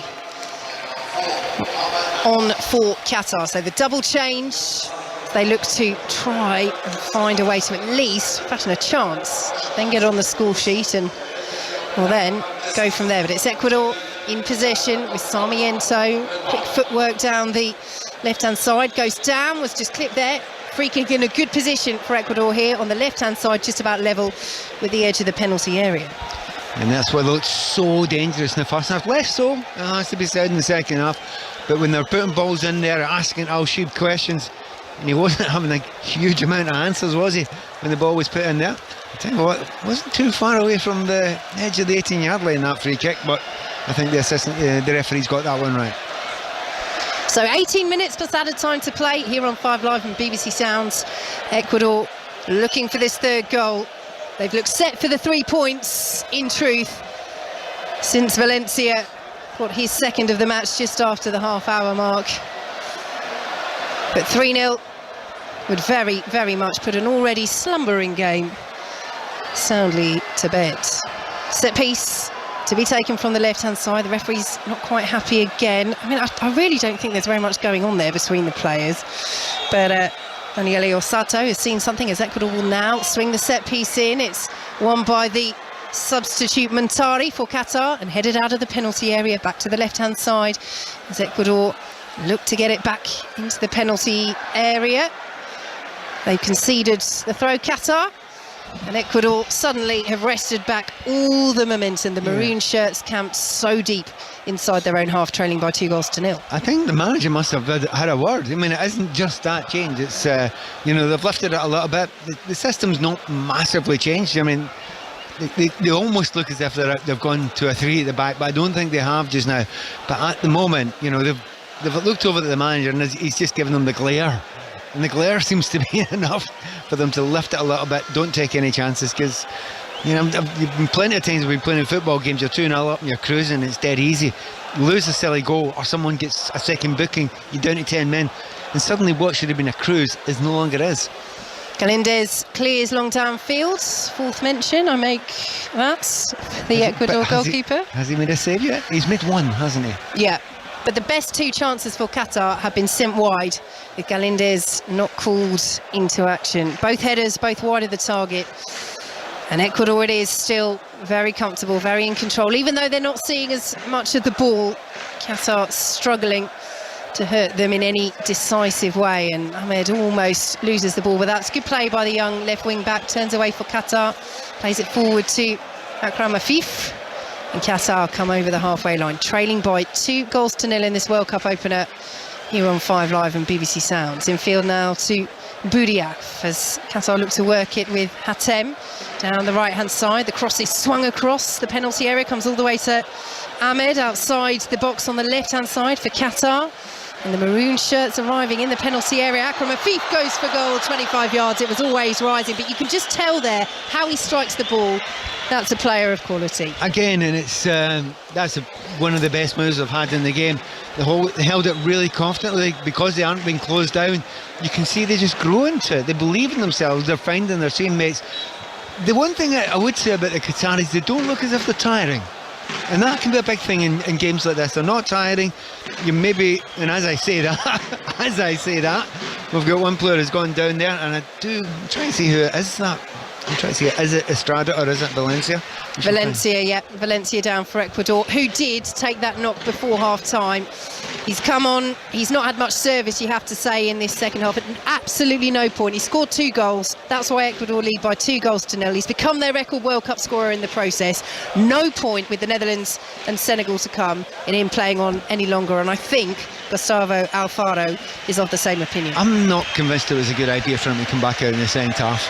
I mean, he's worn that down there. He's got an injury, clearly had an injury. I was quite concerned about it when he got down. And it was one of those ones where I thought, I'll not be surprised at half-time if he doesn't come back on again, because it could stiffen up.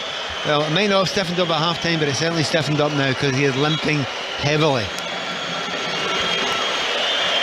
Yeah, so the change is preparing to be made.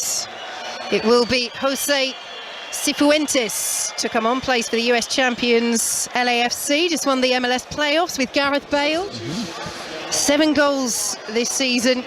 One of the side that won the Under-20 South American Championship as well with Ecuador, which was one of the reasons why Gustavo Alfaro brought so many of that team through. So he is on, captain, record goal scorer, 2 goals tonight. Enner Valencia is off, and we play on. And it's these stoppages as well at this World Cup, as in so many competitions now. You can use the 5 substitutions. You have 3 opportunities to do that other than half-time.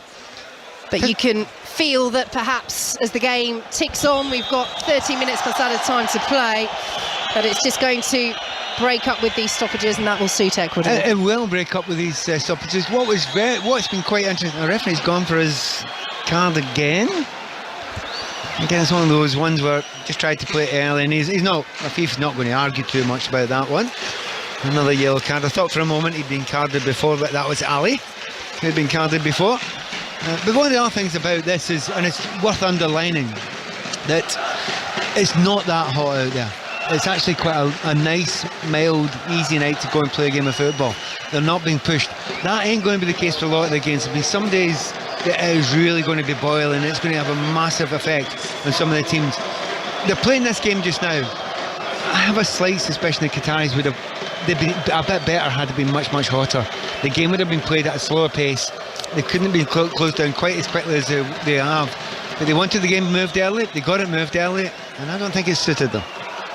Ecuador with the set piece, leading by 2-0. Referee had to duck to get out of the way of that one. Qatar meet it on the edge of their own penalty area, and now we'll try and counter. Tidied up at the back by Mendes for Ecuador, who will come forward once more. Cifuente, the substitute in the pale orange boots, collects it and sends it all the way back inside the Ecuadorian half. And now with Felix Torres, and out to the right-hand side, and Preciado. Forward now to Gonzalo Plata, and Ecuador again just very happy to knock the ball around. They know they're in control. They know they're heading for 3 points in this World Cup opener. And they're looking now for the 3rd goal as they come down the left-hand side. Ball into the area. It will fall to Sarmiento, who misses on the angle. The flag goes up and spares the Brighton man's blushes. But it was high, it was over, it was a good chance for Sarmiento. And it's wasted. It's a shame, that. It's a brilliant chance. To be honest, I think there was probably an offside. Certainly the flag goes up afterwards, but they would have checked it there. It fell down. I don't think it would have been offside, because Sarmiento was the one who was offside originally, but he didn't get the ball. So had they looked at it again, that probably would have stayed onside. That was a great chance. He's got to get that onside, and when he goes to bed tonight, if he doesn't score again, that'll be the last thing he thinks about before he goes to sleep. Qatar in possession inside their own penalty area, as Al-Sheeb under pressure clears away. And as we've said, the Brighton man, he's trying to force his way into this starting lineup. It's one of those, if he comes on, he scores that, then... He's got a right chance because he's looked very, very lively. It's up to his appearance today. I think he's looked better technically than the man he's replaced. And John, who's helping us here, just sent us a nice little line from social media. And it was Ecuador and Hove Albion. I quite like that. And they're big players as well. I mean, Sarmiento's at a slightly different stage of his career, as you say, on the cusp potentially of great things as they come forward now. Ecuador, Cifuentes plays it forwards. Won't quite ricochet on the edge of the area, but will be picked up by another Brighton man, is Stupinian, who plays it to his club teammates, Caicedo. And now here goes Cifuentes once again, plays the ball in, looking for the run of Plata. But Al-Sheeb gets there first and wins the free kick as well. Plata just sliding in, trying to nick that ball away. Just caught the Qatari goalkeeper, but he's up to his feet. Qatar are ready to take the free kick. We're into the final 10 minutes of this World Cup opener, and Ecuador still lead by 2-0. Actually looks really neat on that left-hand side. All three Brighton players all together. And that's a good understanding by Caicedo and Estepinian, because they do understand each other. They've worked together for a long time. They obviously they've helped each other at Brighton beforehand, but that entire left-hand side are working each other at club level all the time. And that's a big temptation for managers, but they often forget about that. A manager will love to put, if it's a tight one, put three players together, because they know each other and know each other's movements. Clearance from Al-Sheeb is straight out of play, and Ecuador will have a throw. And that's interesting. Sarmiento, having come on, is gesturing to the Ecuadorian fans, and he's saying, come on, give us some noise. And now suddenly they all wake up. That yellow-clad bottom tier away to our right, they're waving the Ecuadorian flags. I mean, if that's all it took, I don't know why somebody didn't do that earlier. Well, that and another couple of chances of possibly a goal would help as well. But it's funny, they're all dressed, they're all up for it, but then they just believe that the game's almost won already. Ecuador looking for this third goal. Outside the Qatar penalty area, down the right-hand side they go with Jackson Mendes. He's well pressured, steered out of the penalty area, but Ecuador still in possession. And suddenly the passes are clicking, they're playing with more speed, more zip. Mendes has gone down and will win a free kick as well. So midway through the Qatar half, right-hand side. And these stoppages, both sides, it's fair to say, sometimes have made made as much of as they can, but Ecuador suddenly, it's just the pace has just picked up a bit once again. It's one of those ones he's gone down again. There was a clasped hand on his chin, but he's gone down like he was punched by a heavyweight boxer. He will be fine, we have no doubt about that, but it's in a dangerous position. Now, they actually haven't asked enough questions of Al-Sheeb, have they, in the second half? First half they were putting the ball on top of him every time, and he wasn't dealing with it well. Let's see if he can do it this time. So Gonzalo Plata to take the free kick, swung in left-footed, and the answer, Pat, is... No, they can't, because they lumped it out of play. Delivery very, very poor, and they have really fallen off it. And you're right, it's very difficult to know how much of it is like, we've got this, we've sorted this, we're managing the game, in comparison to, all right, can we keep on going? It's difficult. And by the way, that's exactly that injury. I thought we've just had a look at Valencia on the bench there, and it is that medial ligament that he's got the ice on. Precisely the one I thought it was, and it's you hate that as a player, because there's nothing you can do. You can't work on it. You just got to leave that one and to let it hopefully get better, and hopefully it's not a tear. Yeah, but it will be fingers crossed for Ecuador's top scorer, as Hassan, under pressure outside his own penalty area for Qatar, wins the free kick, flagged for by the assistant.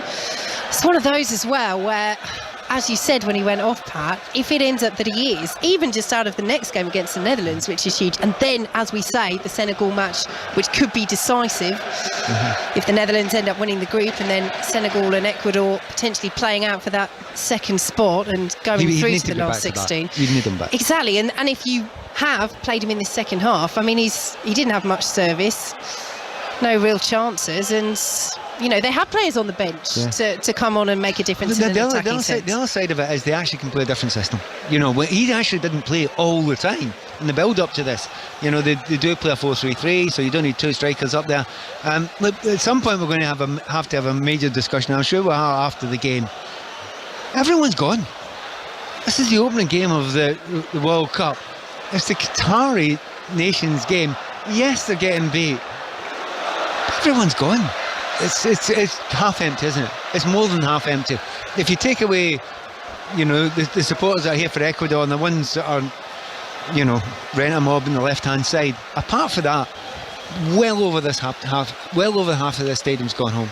Yep, the red seats are appearing around us at Albat. I have to say the Ecuador contingent has stayed firmly seated behind that goal away to our right, their side leading by 2-0, approaching the final 5 minutes, and is there to be the final flourish from Ecuador. Here goes Sarmiento, slides the ball through. It is just ahead of Estrada, but he does reach it down by the byline, tried to chip the ball across. Difficult one, can't quite keep it in, and it goes behind for a Qatar goal kick. But again, praise for Sarmiento. Yeah. Yes and no. Yes and no. He sees the pass, he runs and gets into a good position. The delivery's poor. Just zip that into his feet. I mean, he's got plenty of space there. Don't play it in front of him. It's too far in front of him. But in actual fact, he does that. Give it into his feet and let him deal with it. Perhaps a chance here. Roof of the net for Qatar. Oh, what an opportunity for the substitute, Mohamed Muntari. He caught it nicely. It was a difficult shot from the edge of the penalty area. And suddenly, the Albat Stadium almost let out a collective gasp, because what a goal that would have been from Mohamed Muntari for Qatar. In all seriousness, had that gone in, that would have been one of the best goals of this World Cup. Whatever happened from here on in. One touch move, right over the top of the defence, and he's caught it beautifully, but only slightly too well. Really good running. Where's he been? He's frightened the life out of the defence there with his pace. The ball into him was very good as well. And another player who must think at the end of the first half and the end of the second half, they've had opportunities and they haven't been able to take them. They're coming forward once more though. Is there to be a sting in the tail here? It's just over the head of Muntari, who is in there again. Sent back in from the right-hand side, and it's well claimed by Galindez, and that is one of the only actions of note he's made. But he took that well, Ecuador's goalkeeper. He's down inside his own 6-yard box, but suddenly Qatar in the final 4 minutes plus added time springing to life. And we have to say that chance there for Muntari, difficult one, but he caught it well. And right at the end of the first half, for Almoez Ali, whether he was offside or not, VAR would have had to have had a look. But they have had a couple of good openings, and for Miguel as well. And that is what Felix Sanchez, that was always their game plan. Yeah. Be clinical with the chances. They've had so few of them, and they haven't been able to do that. But decent effort from Muntari. Yeah, decent effort there. And to be fair, I think there's been quite a lot of talk about propaganda, and he can actually go and build that and say, well, wait a minute, we had a couple of chances, we could have maybe got level in this game. I do think Ecuador could have gone up another gear or two if they had to. So Ecuador building down the right-hand side. Here is Sarmiento over on this wing now, and the deflection is kind to Qatar, and will take it into the hands of Saad Al-Sheib. Well, he's given a corner kick. He's not kept it in. Yeah. There we go. Yeah, I actually thought it was offside there originally. But it doesn't help. You've been very, very good about this. I have to tell the listeners. For most of this half, there's been a series of men standing immediately in front of you. He's not looking around. Go on, look round now. Sorry, can you just... Thank you. Right, now we can see the corner. They come to the top of the steps. They stand here with security and look at us. All we're doing is commentating, and we need to see the pitch. Right in front of the goal. He's moved now. It's a corner to Ecuador, who lead by 2-0. It's headed away at the near post by Qatar. And honestly, it'll be seconds before somebody else comes up, because it's different people every time. They'll go, oh, sorry, and then 20 seconds It's a bit of play, later. but I just don't think they know what's going on. Yeah. Anyway, Ecuador throw, leading by 2-0, and they're preparing a double change as well. But it is almost job done for Ecuador in this World Cup opener. 2 minutes plus added time to play, and Qatar are heading for defeat on their World Cup debut. Preciado takes the throw short. Here is Gonzalo Plata, forced down to the corner flag, brought away well by Qatar.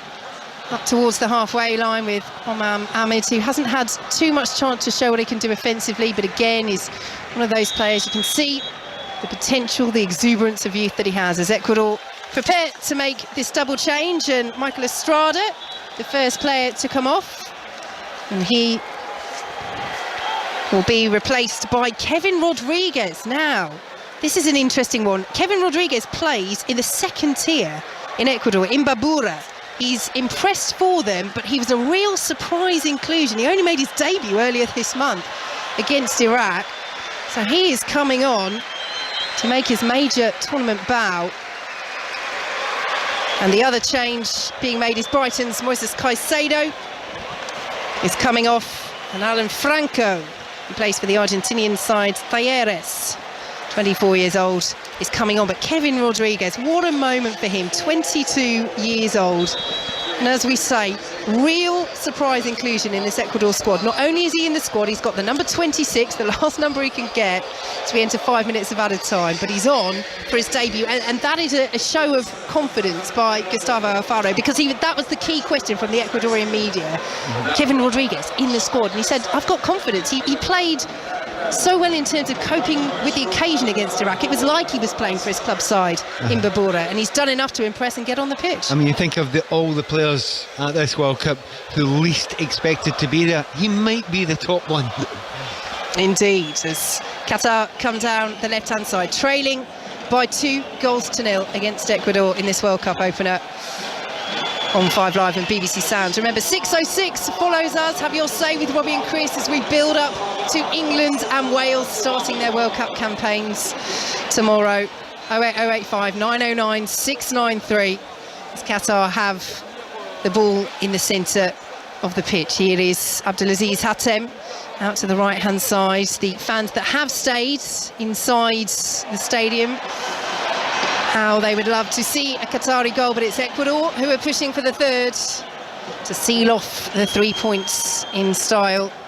Here is Franco, one of the substitutes. It's not too much time for Kevin Rodriguez to come on and make his impact, but he'll certainly do his best. I think he's just delighted to be here, let's be fair about it. It's brilliant that he's got a chance to be here. And they have lifted it. And it tells me something about Ecuador, that when they had to, they knew when the time was right to lift it a bit and say, no, shut the door. They're getting a bit excited now, the opposition. Just watching, as the game has gone on, you've got time to really look at it. Just technically, they aren't good enough. They don't receive the ball in the right ways, the Qatari players, and even some of the players who are rated as the highest rated players in their team, they get the ball and they don't see the pictures early enough. It's one of those old footballer sayings. They're not seeing them quick enough for this level of football. And that's not tiredness, that's not nervousness, that's just not being of this level. And I think there'll be a brave person who will say that they're going to get any more than 0 points in this group. And it only gets harder. Senegal up next for Qatar on Friday, and then the Netherlands next Tuesday. A reminder, we have coverage of every World Cup match on 5 Live and BBC Sounds across the tournament, as Ecuador almost win the ball inside the penalty area. The whistle's gone though, and it will be a free kick to Qatar. There you go, Kevin Rodriguez trying to get involved like we said he would, but gives away the foul instead. Well, what you want when you come on is you want to get a couple of touches, if you go and get your game at the World Cup and then someone says yeah you played but you never got a kick. You don't want that, so he's coming in and making sure he has some effect. So into the final 2 minutes of added time, Ecuador leading by 2-0. By the way, I've thought of another thing. Obviously, you have to remember where you are. Most of the inverted commas Qatari fans have gone, almost all of them. They might know something about traffic that we don't. There is that possibility. Qatar in possession. They're still pushing forwards when they can. It's rare, it's few and far between. But we have to say, as Pat mentioned, 15 minutes or so, and it's still true, the energy levels have stayed good. Whatever they've been doing on the training camp, in terms of one-on-one battles and technicality in the vision, they are clearly second best to Ecuador, but certainly their ability to keep up in the game and keep up with the running has stayed pretty consistent throughout. But it's Ecuador coming forward down the left-hand side. They win the corner. Yep, and again, when they need to switch it on again, the Ecuadorians do look a lot more dangerous down that left side. When you talk, that certainly the Brighton connection throughout the game of various players, they have looked good down that sort of area. There is a little bit of danger on the right-hand side, but I think if you're playing against Ecuador, you need to cut that off from the left-hand side. If you do that, you're a long way to stopping them. So corner to Ecuador.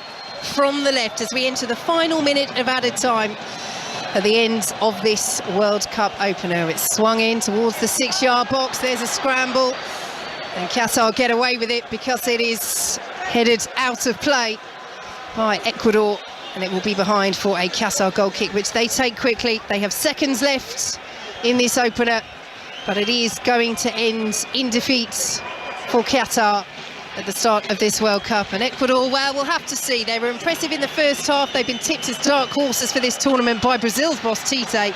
But it's Qatar now who are trying to push forward, and they have a corner. We have played the minimum 5 minutes added on. Qatar's first corner of the game. The keeper should be coming up. The keeper should be coming up. Well, he's asking the question, isn't he? Al-Sheeb, he's having a look over to his manager Felix Sanchez, but I think he's not been given the go-ahead. So Qatar with this corner, it's swung in, it's cleared away by Ecuador. It will bounce out for a throw, and there is no time to take it. The fans who have remained inside the Al Bayt Stadium, well, a lot of them are cheering because a lot of them are Ecuadorian. They have won the opener by 2-0, and Qatar become the first host country to lose their opening game at a World Cup. Pat Nevin. Yeah, 2-0 the very, very least. Ecuador should get out of that game with a better side, but they managed the game well in the second half. There were moments when they took their foot off too much. Then you thought, well, wait a minute, if the target's something else. But you just look at the quality of teams that are in this tournament, and the quality of teams they have to come up against now. I think they could get passed off the park. I think they could get run off the park, and I think technically they're a decent distance behind, but we shall see. They might have something more to offer. Whereas the Ecuadorians, well, they are going to be difficult, and they should actually set this up to be a nice group, but a group that's between 3 teams, I suspect. Yep, Senegal and the Netherlands get their campaign underway tomorrow in Group A, as of course do England and Wales, and we will have all the build-up for you for those matches on 5 Live, starting in 5 Live breakfast tomorrow. But it ends the opening match of the FIFA World Cup in defeat for the hosts, full time at the Al Bayt Stadium. Qatar 0, Ecuador 2.